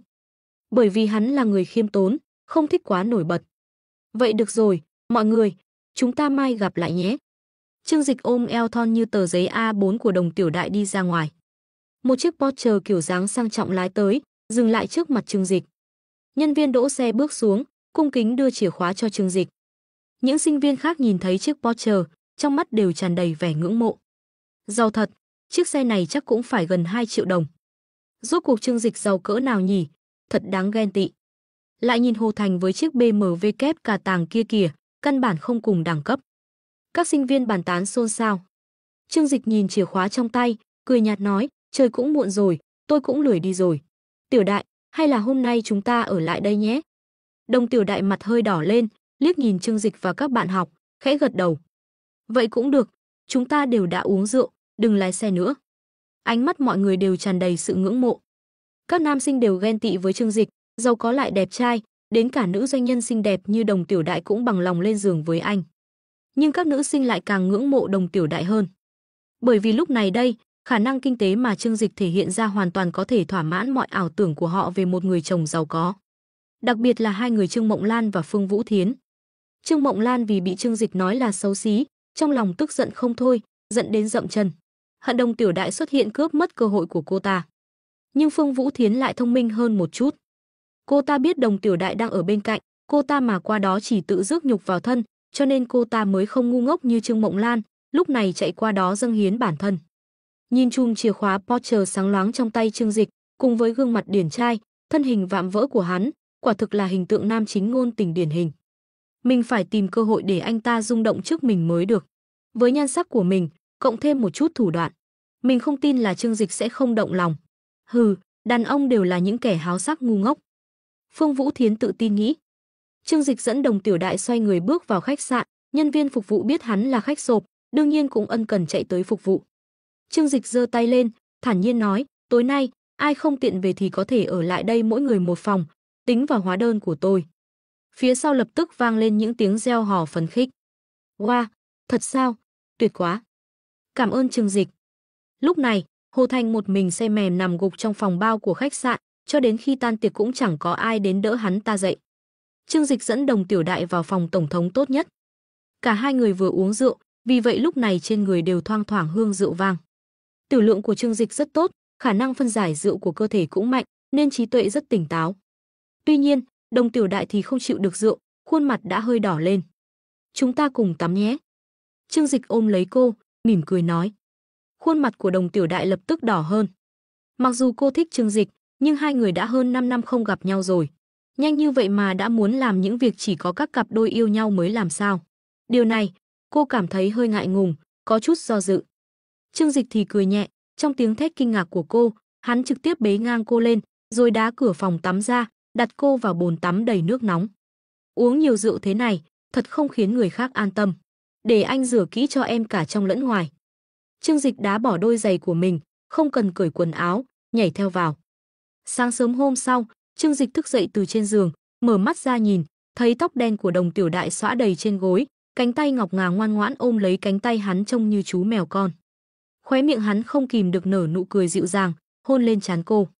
Sau đêm qua, hắn mới phát hiện ra Đồng Tiểu Đại cho đến hôm nay vẫn còn là trinh nữ. Tuy nhiên, điều này cũng rất bình thường, vốn dĩ Đồng Tiểu Đại đã có gia cảnh tốt, bản thân lại là tài nữ tự cao tự đại. Vậy nên những người đàn ông bình thường chẳng thể chạm tới cô được. Sau khi phát hiện ra điều này, vị trí của cô trong lòng Trương Dịch lại càng cao hơn. Dù sao, Trương Dịch luôn thích những món đồ quý giá. Đến mức cảnh giới này, hắn rất hứng thú với việc sưu tầm, bất kể là đồ chơi hay phụ nữ. Hoặc có thể nói là cả hai. Hôm nay chính là ngày kỷ niệm thành lập trường của Đại học Công nghệ Thiên Hải. Hôm qua chỉ là buổi lễ nhỏ trong nội bộ của Học viện Kinh doanh, vừa đơn điệu vừa nhàm chán, cơ bản chỉ là một nghi thức vô nghĩa. Tuy nhiên, kỷ niệm thành lập trường lại hoàn toàn khác. Mỗi năm khi Đại học Công nghệ Thiên Hải tổ chức kỷ niệm thành lập trường, các câu lạc bộ trong trường đều trình diễn tiết mục và tổ chức một buổi lễ hoành tráng. Đặc biệt, kỷ niệm 100 năm thành lập trường năm nay đã mất cả nửa học kỳ để chuẩn bị. Ví dụ như nhóm nhảy của Triệu Thế Hy, cả nửa năm trời mỗi ngày đều tập luyện và chỉnh sửa. Về các nhân vật tham dự, họ đều là những người có danh tiếng. Theo tiết lộ của Vương Mông, lần này sẽ có rất nhiều bậc thầy học thuật từ khắp nơi trên thế giới tham gia, tất cả đều là những chuyên gia lỗi lạc, cũng như những doanh nhân xuất sắc như Trương Dịch. Dĩ nhiên, không ai có thể so sánh với Trương Dịch. Dù sao Đại học Công nghệ Thiên Hải vốn là một trường hạng 2, thật sự không có quá nhiều cựu sinh viên xuất sắc. Tóm lại, lễ kỷ niệm hôm nay sẽ trở nên rất thú vị. Khi Trương Dịch thức dậy rửa mặt, Đồng Tiểu Đại cũng tỉnh giấc. Cô mặc đồ ngủ rồi vào phòng tắm, ngoan ngoãn ôm sau lưng Trương Dịch. Trương Dịch, hôm nay anh cũng đi dự lễ kỷ niệm trường đúng không? Đồng Tiểu Đại lười biếng hỏi. Đi chứ, đã đến đây rồi, không xem một chút rồi đi thì thật phí. Trương Dịch vừa đánh răng vừa trả lời. Đồng Tiểu Đại chu miệng, nói, thực ra kỷ niệm trường năm nào cũng như nhau, rất nhàm chán. Em nhớ anh trước đây chưa bao giờ tham gia mấy lễ kỷ niệm này, sao tự nhiên lại thay đổi thế? Lần này cô trở về trường cũ, chủ yếu là muốn Hồ Thành đầu tư cho cô, đối với lễ kỷ niệm chẳng có hứng thú gì. Cô còn có công việc kinh doanh của mình, lúc này cũng muốn Trương Dịch nhanh chóng đầu tư cho công ty của cô để giải quyết khó khăn hiện tại. Trương Dịch cười nhẹ, thản nhiên nói, người càng thành công càng thích hoài niệm lại con đường ngày xưa của mình, anh cũng không ngoại lệ. Anh bôi một chút kem đánh răng, xoay tay bôi lên gương mặt trắng nõn của Đồng Tiểu Đại. Đồng Tiểu Đại á, lên một tiếng, anh hư quá. Hư, anh làm gì mà hư chứ? Trương Dịch đưa tay ôm lấy hai cánh tay trắng nõn như củ sen của cô, nhìn xuống bộ đồ ngủ rộng thùng thình để lộ ra thân hình mỹ miều, một số phản ứng bản năng vào buổi sáng càng trở nên mãnh liệt hơn. Dù sao thì thời gian vẫn còn sớm mà, chúng ta nghỉ ngơi thêm chút nữa nhé. Hắn nói với vẻ đầy ma mị. Đồng Tiểu Đại đỏ mặt, đấy mà gọi là nghỉ ngơi sao, không phải là càng mệt hơn à? Sợ cái gì, người trẻ tuổi sao có thể nói là không được chứ? Trương Dịch đưa tay kéo áo ngủ của cô xuống, để lộ ra thân hình trắng nõn như ngọc, sau đó bế cô đặt lên bàn rửa mặt. Một ngày khởi đầu từ buổi sáng, sinh mệnh ở chỗ vận động, cho nên chúng ta đều phải vận động cho thật tốt. Sau một hồi lâu, Hai chân Đồng Tiểu Đại đã hơi mềm nhũn, Trương Dịch mới cho phép cô mặc quần áo, sau đó hai người cùng nhau xuống lầu, xuất phát đến trường để dự lễ kỷ niệm thành lập trường. Khi đến đại sảnh, hai người nghe thấy hai cô lao công đang xì xào bàn tán. Vị khách hôm qua thật tội nghiệp, bao nhiêu người cùng nhau uống rượu, bỏ mặc anh ta ở đó, nôn mửa đầy đất. Ôi, nói đến là tôi thấy ghê, tự anh ta nằm đè lên chỗ mình nôn mửa, tôi nhìn cũng muốn nôn. Tội nghiệp thật, không có ai quan tâm đến anh ta cả. Nếu không được phát hiện kịp thời, anh ta đã chết đuối trong chính bãi nôn mửa của mình rồi. Trương Dịch và Đồng Tiểu Đại nhìn nhau, trong mắt tràn đầy vẻ trêu chọc. Hôm qua suýt chút nữa thì quên mất hắn ta, thật là thảm hại. Sống đến mức này, cũng chẳng còn gì để nói. Trương Dịch mỉm cười nói. Trong mắt Đồng Tiểu Đại thoáng hiện lên một tia chán ghét. Đối với Hồ Thành, cô không có chút hảo cảm nào. Trước đây, khi công ty của cô gặp khủng hoảng tài chính, Hồ Thành đã nhân cơ hội đến để giúp đỡ, lấy danh nghĩa đầu tư vào công ty của cô, ép buộc cô phải đi chơi với hắn ta. Nếu không phải vì Trương Dịch đột nhiên xuất hiện, Đồng Tiểu Đại cũng không dám chắc lúc này mình có khuất phục trước hắn ta hay không. Điều đáng giận nhất là sau khi Trương Dịch vạch trần thân phận của Hồ Thành, Đồng Tiểu Đại mới biết hắn ta căn bản không giàu có như lời hắn ta nói. Hơn nữa, chuyện của xưởng gia Giang Nam, hắn ta cũng hoàn toàn không làm chủ được. Chết đuối đi cho rồi, tên khốn kiếp đó. Đồng Tiểu Đại tức giận nói. Trương Dịch nhìn nghiêng gương mặt xinh đẹp của cô, mỉm cười nhạt, không cần phải tức giận như vậy, anh đã thay em dạy dỗ hắn ta rồi. Từ nay về sau, hắn ta sẽ trở nên trắng tay, hình phạt như vậy em đã hài lòng chưa? Giọng điệu của Trương Dịch rất ung dung, không có chút phấn khích hay vui sướng khi trả thù được, chỉ giống như dẫm chết một con kiến vô cùng bình thản. Đồng Tiểu Đại lúc này mới lộ ra vẻ mặt bừng tỉnh, nhìn Trương Dịch nói, em hiểu rồi. Công ty của Hồ Thành phá sản là do anh giở trò sau lưng phải không? Trương Dịch xua tay với vẻ mặt thờ ơ. Không cần phải ngạc nhiên như vậy, anh chỉ là thấy hắn ta quá kiêu ngạo, nên muốn xem thử vẻ mặt tuyệt vọng của hắn ta thôi, chỉ vậy thôi. Anh chỉ muốn chơi đùa một chút thôi. Trương Dịch cười nói. Đồng Tiểu Đại liếc xéo hắn một cái, anh đúng là, thật sự là không biết nên nói như thế nào nữa. Chuyện như vậy mà cũng mang ra chơi đùa được. Tuy trách móc Trương Dịch một câu, nhưng trên mặt Đồng Tiểu Đại rõ ràng là đang rất vui vẻ. Nhìn thấy Hồ Thành bị quả báo, cô đương nhiên là vui mừng rồi. Hơn nữa, Trương Dịch làm như vậy phần lớn cũng là vì muốn thay cô chút giận, cô sao có thể không vui cho được. Trương Dịch đưa Đồng Tiểu Đại lên xe, lái xe về phía trường Đại học Bách khoa Thiên Hải. Xe chưa đi được bao lâu thì hắn nhận được điện thoại của Vương Mông. Trương Dịch trực tiếp bật loa ngoài để nói chuyện với ông ta. Alo, thầy Vương ạ, có chuyện gì vậy thầy? Đầu dây bên kia truyền đến giọng cười hô hố của Vương Mông. Trương Dịch, dậy chưa em? Sáng nay còn có lễ kỷ niệm thành lập trường đấy, đừng quên đến đấy nhé. Giọng điệu của Vương Mông vô cùng khách sáo. Trương Dịch mỉm cười, em đang trên đường đến rồi, yên tâm đi thầy, lễ kỷ niệm 100 năm của trường, làm sao em vắng mặt được. Vậy thì tốt, vậy thì tốt, mà này Trương Dịch, có chuyện này thầy muốn bàn với em một chút. Là thế này, về lễ kỷ niệm thành lập trường hôm nay, thầy hiệu trưởng nói muốn mời em lên phát biểu với tư cách là khách mời danh dự. Bài phát biểu thầy đã chuẩn bị cho em cả đêm qua rồi, em xem. Nghe đến đây, Trương Dịch mỉm cười lắc đầu, sau đó không chút do dự từ chối. Thầy ơi, chuyện này thôi bỏ đi, thầy biết mà, em chưa bao giờ thích mấy bài phát biểu kiểu cách dập khuôn này, chả có gì hay ho. Hơn nữa em là người thích khiêm tốn, chuyện nổi bật thế này nhường người khác đi thầy hạ. Trước đó, Trương Dịch đã được mời lên sân khấu phát biểu với tư cách là khách mời danh dự. Mục đích của nhà trường rất đơn giản, đó là Trương Dịch, vị tỷ phú số 1 thành phố Thiên Hải, chủ tịch tập đoàn Thịnh Thế, là nhân vật có tầm ảnh hưởng lớn trong giới kinh doanh hiện nay. Nếu bên ngoài biết được một nhân vật tầm cỡ như vậy lại xuất thân từ trường Đại học Bách khoa Thiên Hải, vậy thì trường Đại học Bách khoa Thiên Hải sẽ nổi tiếng. Thậm chí nhờ đó mà nâng cao bảng xếp hạng trong nước cũng là điều hoàn toàn có thể. Từ khi biết Trương Dịch đến, thầy hiệu trưởng Lâm đương nhiên không muốn bỏ lỡ cơ hội tốt như vậy, vì thế đã hết lòng mời Trương Dịch phát biểu với tư cách là khách mời danh dự. Thế nhưng, Trương Dịch lại kiên quyết từ chối lời đề nghị này. Đây là cái gì? Đây chính là lễ kỷ niệm 100 năm thành lập trường đấy. Sẽ có rất nhiều phóng viên đến đưa tin, rồi còn lên cả bản tin nữa. Lúc đó mà mình lên đó, chẳng phải gương mặt điển trai này sẽ bị lộ ra trước toàn thế giới hay sao?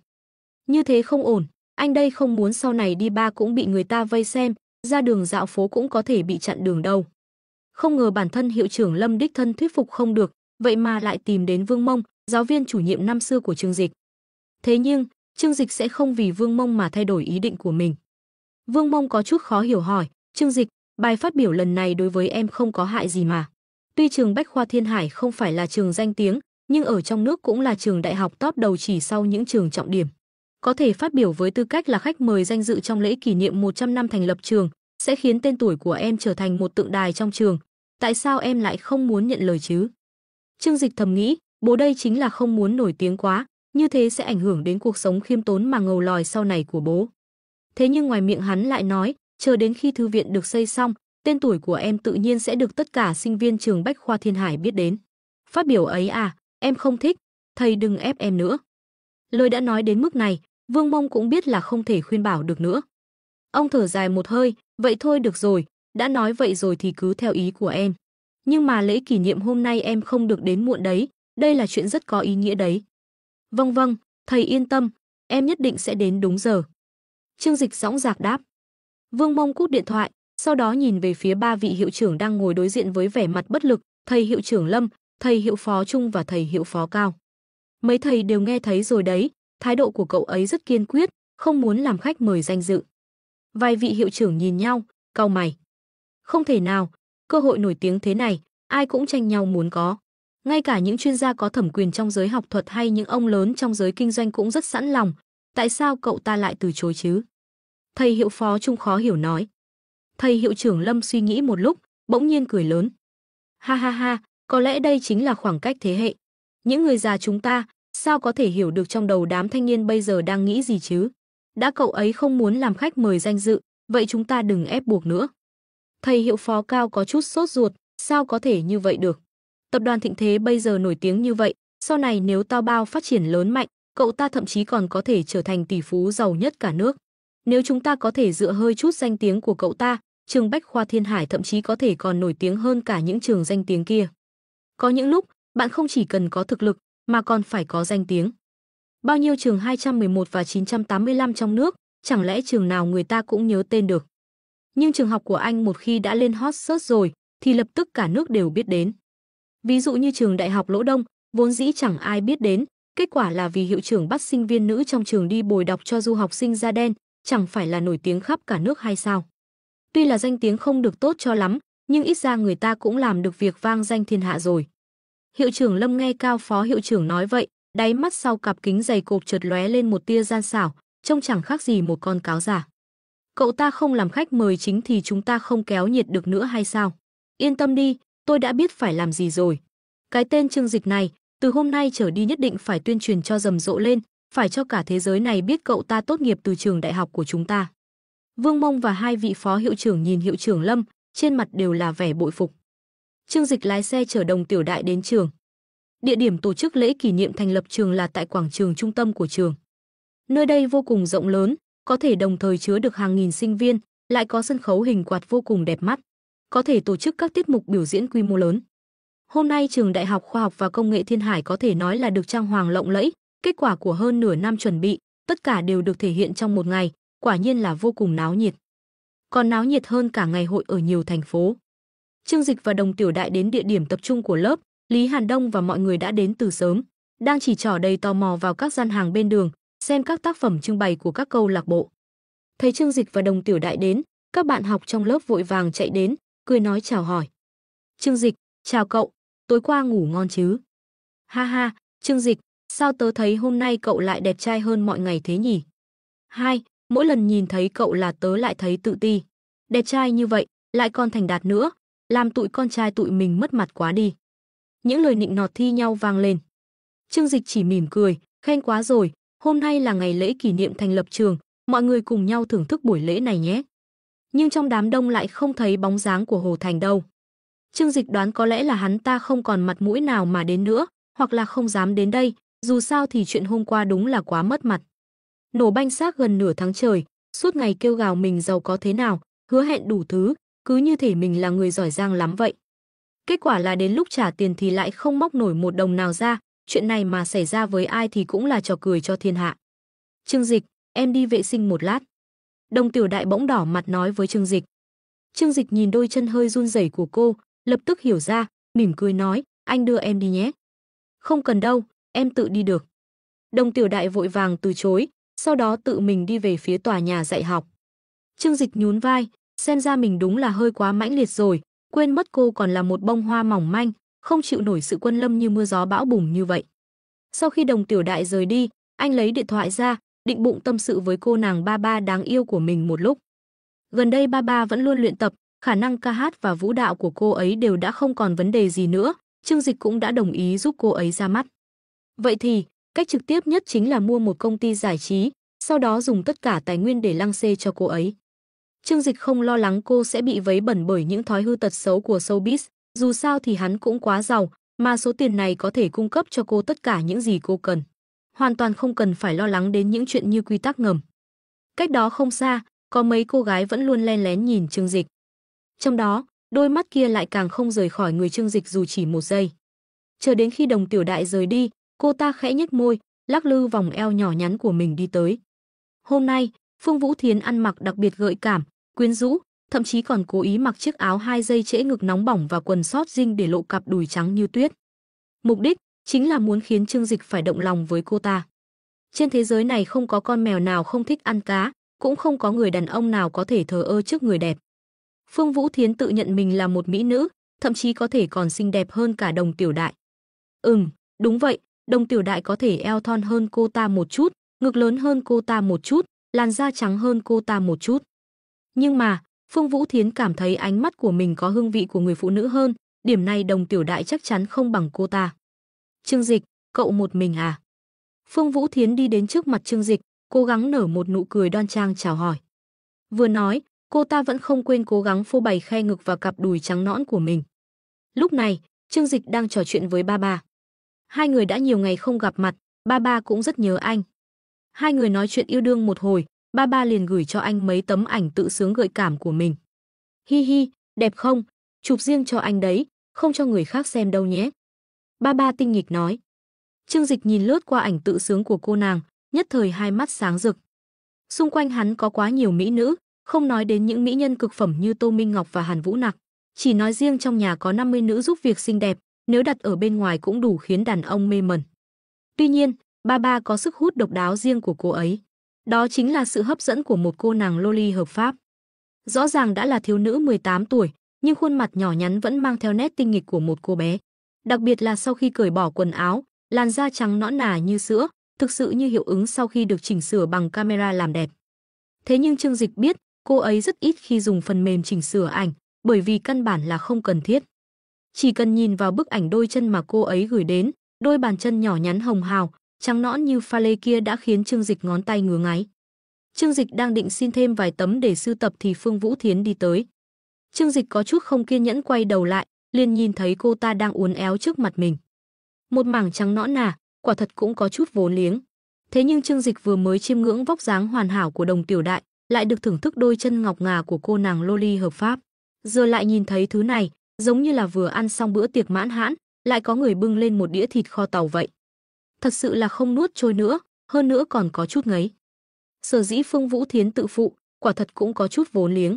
Nhan sắc được 6 điểm, dáng người tạm được, chỉ là hơi béo một chút. Thế nhưng cũng đủ khiến cho những tên đàn ông mê mẩn, Ngô Lực là một ví dụ điển hình. Thế nhưng nhan sắc và dáng người kiểu này, trong mắt Trương Dịch giống như là rác rưởi nhà bếp, căn bản không có chút khẩu vị nào. Cho dù là tùy tiện gọi một nữ giúp việc trong nhà hắn ra cũng có thể đánh bại cô ta. Có chuyện gì sao? Trương Dịch cau mày, lạnh nhạt hỏi. Phương Vũ Thiến nhìn thấy phản ứng của Trương Dịch, có chút không hài lòng. Hừ, giả vờ cái gì chứ? Nhìn thấy thân hình hoàn mỹ của tôi, e rằng trong đầu anh đã nghĩ đến chuyện lên giường với tôi rồi chứ gì. Giả tạo. Hô hô hô, không có chuyện gì thì không thể tìm cậu nói chuyện sao? Phương Vũ Thiến che miệng, cười một cách đoan trang. Lúc trước ở trường đại học, quan hệ của chúng ta cũng rất tốt, bây giờ lại lạnh nhạt như vậy, cậu đúng là... Trương Dịch cười lạnh một tiếng, chán ghét đảo mắt. Sự tồn tại của những người phụ nữ như Phương Vũ Thiến chính là lý do tại sao hắn không muốn quá nổi tiếng. Vừa thấy hắn có tiền, cô ta liền trơ trẽn sán lại. Nếu biết hắn là người giàu nhất thành phố Thiên Hải, chẳng phải cô ta sẽ quỳ xuống liếm láp sao? Mặc dù hắn không phải là ghét bỏ phụ nữ đối xử với hắn như vậy. Nhưng vấn đề là, có những người khiến hắn cảm thấy ghê tởm, chẳng còn chút hứng thú nào nữa. Hơn nữa, gu của hắn luôn rất cao, không phải người phụ nữ nào cũng có thể lọt vào mắt xanh của hắn. Tôi đang nhắn tin. Hắn cúi đầu nhìn điện thoại, chẳng buồn liếc nhìn Phương Vũ Thiến lấy một cái. Phương Vũ Thiến chớp chớp đôi mắt to, tự cho là dễ thương. Hả? Nhắn tin sao? Tôi ở ngay trước mặt cậu mà cậu không thèm nói chuyện, lại còn đi nhắn tin với người khác, thật là chẳng lãng mạn chút nào. Trương Dịch suýt chút nữa thì nôn ngay tại chỗ. Tôi đang bận, cô có thể tránh xa một chút được không? Hắn đã nói rất thẳng thừng. Phương Vũ Thiến nghe thấy giọng điệu của Trương Dịch trở nên nặng nề, cô ta nhìn hắn với vẻ mặt khó tin, uất ức nói, này, Trương Dịch, tôi là con gái đấy, một cô gái đến tìm cậu nói chuyện, cậu lại nói chuyện như vậy với tôi, thật là quá đáng. Tôi luôn nói chuyện như vậy, vậy nên cô có thể cút đi được chưa?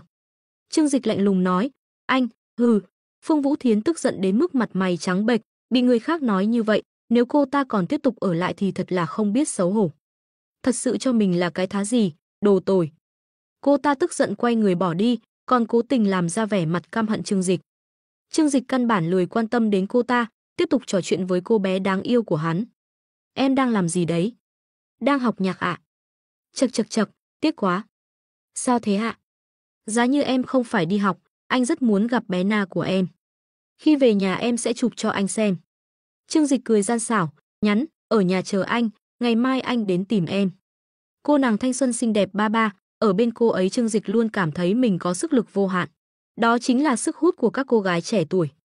Sự trẻ trung, năng động của cô ấy có thể lây nhiễm sang Trương Dịch, khiến trái tim vốn đã dần trở nên hờ hững với tình cảm của hắn dấy lên một chút gợn sóng. Lúc này, Đồng Tiểu Đại đi vệ sinh xong trở về. Trương Dịch liền cất điện thoại, mỉm cười để cô đến khoác tay mình. Trước khi lễ kỷ niệm bắt đầu, Lý Hàn Đông từ phía trước chạy tới, chào mọi người, các bạn lớp 122 qua đây, chỗ của chúng ta ở đây. Là lớp trưởng thứ 2 của lớp, đương nhiên Lý Hàn Đông phải gánh vác nhiều trách nhiệm trong các hoạt động của buổi lễ. Bởi vì hôm nay có rất nhiều cựu học sinh trở về trường, cho nên mọi người đều tự giác duy trì trật tự tại hiện trường, sau đó lần lượt ngồi theo khoa và khóa. Mọi người liền đi theo Lý Hàn Đông đến quảng trường. Lúc này, ở đây đã được kê rất nhiều ghế, đều được chuyển từ các tòa nhà giảng dạy và cả ký túc xá ra. Trương Dịch và Đồng Tiểu Đại cùng nhau ngồi vào vị trí đã được sắp xếp. Đúng là lễ kỷ niệm 100 năm, toàn thể giáo viên và học sinh của trường đều đã đến. Trên quảng trường có thể nhìn thấy rất nhiều cựu học sinh các khóa trước, có người đã 80 tuổi, tóc đã bạc trắng. Ngược lại, số lượng cựu học sinh trẻ tuổi như Trương Dịch không nhiều lắm. Trương Dịch cũng không cảm thấy lạ, những người này đang ở độ tuổi phấn đấu, ai cũng đang bận rộn kiếm tiền bên ngoài. Bận rộn đến mức không có thời gian về nhà, chứ đừng nói đến việc vượt ngàn dặm xa xôi để tham dự lễ kỷ niệm. Mọi người ngồi xuống hết đi, 10 giờ lễ kỷ niệm của chúng ta sẽ chính thức bắt đầu. Hôm nay trường đã mời rất nhiều cựu học sinh nổi tiếng, đều là những nhân vật tầm cỡ thế giới. Lát nữa chúng ta đến xem có thể xin chụp ảnh chung, xin chữ ký gì đó không. Lý Hàn Đông vừa sắp xếp cho các bạn học ngồi xuống, vừa phấn khích nói. Hoàng Gia Hào tò mò nhìn hắn ta, hỏi, Đông Tử, cậu sao lại giống như ăn phải bả vậy, phấn khích thế, có chuyện gì vậy? Phì, cậu biết cái gì? Lý Hàn Đông cười mắng, hắn nháy mắt với Trương Dịch và những người khác, mọi người đoán xem vừa nãy tôi nhìn thấy ai ở phía sau nào. Mọi người đều tò mò nhìn hắn ta. Trương Dịch cười nói, cậu đừng có úp úp mở mở nữa, có chuyện gì thì nói thẳng ra đi. Lý Hàn Đông hít sâu một hơi, kích động nói, Trương Khải Toàn, chủ tịch tập đoàn Khải Toàn, ông trùm kinh doanh nổi tiếng của thành phố Thiên Hải chúng ta đấy. Lâm Đống nghe vậy, tò mò nói, công ty cậu đang làm việc, tôi nhớ không nhầm là công ty con của tập đoàn Khải Toàn mà. Lý Hàn Đông gật đầu, đúng vậy, ha ha ha, không ngờ tôi và chủ tịch lại là bạn học cũ, đây đúng là duyên phận đấy. Trương Dịch và Đồng Tiểu Đại nghe câu này, khóe miệng đều lộ ra một tia cười. Vậy cậu có biết, bạn cùng phòng của cậu chính là người giàu nhất thành phố Thiên Hải không? Lý Hàn Đông vẻ mặt mong đợi nói, lát nữa nhất định tôi phải tìm cách qua đó xin chụp ảnh chung, hắc hắc, sau này mang về công ty đưa cho lãnh đạo xem, sau này thăng chức tăng lương đều không thành vấn đề. Nói mấy cái chuyện viển vông ấy làm gì, người ta có biết cậu là ai đâu. Lâm Đống khinh thường nói. Lý Hàn Đông lắc đầu, cái này cậu không hiểu rồi. Những người trẻ tuổi như chúng ta không có tài nguyên, không có mối quan hệ, thì phải tìm mọi cách để tạo dựng các mối quan hệ. Sắp xếp chỗ ngồi cho mọi người xong, Lý Hàn Đông cũng ngồi xuống không xa Trương Dịch. Lúc này, Hoàng Gia Hào bỗng nhiên ơ một tiếng, chỉ vào mấy hàng ghế phía trước nói, này, đó có phải là Hồ Thành không? Mấy hàng ghế đầu tiên ở quảng trường đều là cựu học sinh, hơn nữa bọn họ đều mặc vest, đeo băng rôn màu đỏ. Nhìn qua là biết khác hẳn với những người khác. Chưa nói đến việc ghế của họ là ghế sofa, Hồ Thành. Trương Dịch nhìn theo hướng Hoàng Gia Hào chỉ, quả nhiên cái đầu chọc của Hồ Thành vô cùng nổi bật giữa đám đông. Lý Hàn Đông liếc mắt nhìn sang bên đó, khinh thường nói, bên đó đều là cựu học sinh ưu tú. Nói một cách đơn giản, chính là những cựu học sinh đã có đóng góp cho trường, Đóng góp, mọi người hiểu chứ? Đồng Tiểu Đại lập tức phản ứng lại, nói cách khác, chính là những người đã quyên góp tiền đúng không? Đương nhiên rồi, chẳng lẽ cậu nghĩ ai cũng là nhà hảo tâm à? Không công cho cậu tiền, cho cậu vật tư. Người ta bỏ tiền ra là vì danh tiếng, cho nên trường học đương nhiên cũng phải đáp lễ. Trong lời nói của Lý Hàn Đông không thiếu phần chế giễu, nhưng ánh mắt cũng có chút ghen tị. Dù sao có thể ngồi ở đó, cũng chứng tỏ ra thế nhất định rất giàu có. Nguyệt Thần, nhà máy ra Giang Nam bây giờ thế nào rồi? Trương Dịch giao tiếp với Nguyệt Thần trong đầu. Báo cáo chủ nhân, nguồn cung cấp nguyên liệu thô và kênh bán hàng của bọn họ đã bị chặn hoàn toàn. Vốn không thể xoay vòng, nhiều nhất là nửa tháng nữa, nhà máy sẽ phá sản. Trương Dịch nhớn mày, mỉm cười nói, Hồ Thanh này đúng là tâm lý thật vững vàng. Đến lúc này rồi mà vẫn không muốn bỏ lỡ cơ hội thể hiện, đúng là ngầu thật. Rất nhanh, ban lãnh đạo nhà trường và các cựu học sinh đều đã yên vị. Hiện trường rất hoành tráng, cả quảng trường ít nhất cũng phải 4-5 nghìn người. Lễ kỷ niệm thành lập trường không hề nhàm chán, các vị lãnh đạo cũng hiểu mọi người không có hứng thú gì với những bài phát biểu đơn giản, nên các câu lạc bộ đều dốc lòng chuẩn bị các tiết mục đặc sắc. Mọi người nhìn lên khán đài kìa, người ngồi cạnh hiệu trưởng chính là Trương Khải Toàn, đó là chủ tịch của chúng ta đấy. Lý Hàn Đông kích động chỉ vào Trương Khải Toàn trên khán đài nói. Lát nữa nhất định tôi phải tìm cách qua đó xin chụp ảnh chung, he he, sau này sẽ để làm hình nền máy tính, xem ai còn dám động vào tôi. Hắn ta hưng phấn nói. Lâm Đống trêu chọc, cẩn thận lúc lao lên bị bảo vệ đánh chết đấy. Trương Dịch cười mà không nói, yên lặng nhìn các tiết mục biểu diễn của các bạn học sinh trên sân khấu. Không thể không nói, sức sáng tạo của những đàn em, đàn muội này thật tuyệt vời. Mỗi câu lạc bộ đều dành nửa năm để chuẩn bị cho buổi biểu diễn, khiến người xem phải trầm trồ. Tuy không thể so sánh với chương trình gala trên TV, nhưng độ đặc sắc cũng không thua kém một chương trình tạp kỹ quy mô nhỏ. Ảo thuật, bài hát, tiểu phẩm, mỗi tiết mục đều toát lên sự tận tâm. Sau khi một bài hát về cuộc sống học đường kết thúc, người dẫn chương trình đứng trên sân khấu, cất giọng du dương, bài hát hay nhất gửi đến lời chúc chân thành nhất. Điệu nhảy vui tươi gửi đến lời chúc tốt đẹp nhất đến trường. Tiếp theo, xin mời câu lạc bộ khiêu vũ của trường chúng ta mang đến tiết mục khiêu vũ vũ động thanh xuân. Ngay khi lời giới thiệu kết thúc, cả hội trường vang lên những tiếng hò reo như sấm dậy đất trời. Đặc biệt là những sinh viên đang theo học, đặc biệt là các nam sinh, từng người một kích động đứng dậy, vỗ tay đến đỏ cả bàn tay. Sao họ lại kích động vậy? Một số cựu sinh viên trở về trường không hiểu chuyện gì đã xảy ra. Nhưng khi từ hai bên sân khấu bước ra những cô gái mặc trang phục khiêu vũ tràn đầy sức sống tuổi trẻ, đôi tay thon thả và đôi chân thon dài tỏa sáng rạng ngời, dung mạo xinh đẹp, mái tóc bồng bềnh, vòng một đầy đặn, những cựu sinh viên này cũng kích động vỗ tay. Đến lượt họ rồi.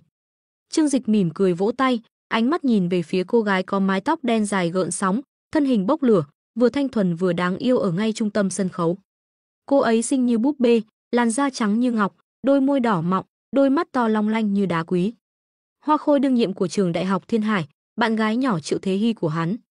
Toàn bộ nam sinh trong trường đều phát cuồng, theo điệu nhạc vang lên, những động tác uyển chuyển của câu lạc bộ khiêu vũ bắt đầu được thể hiện trên sân khấu.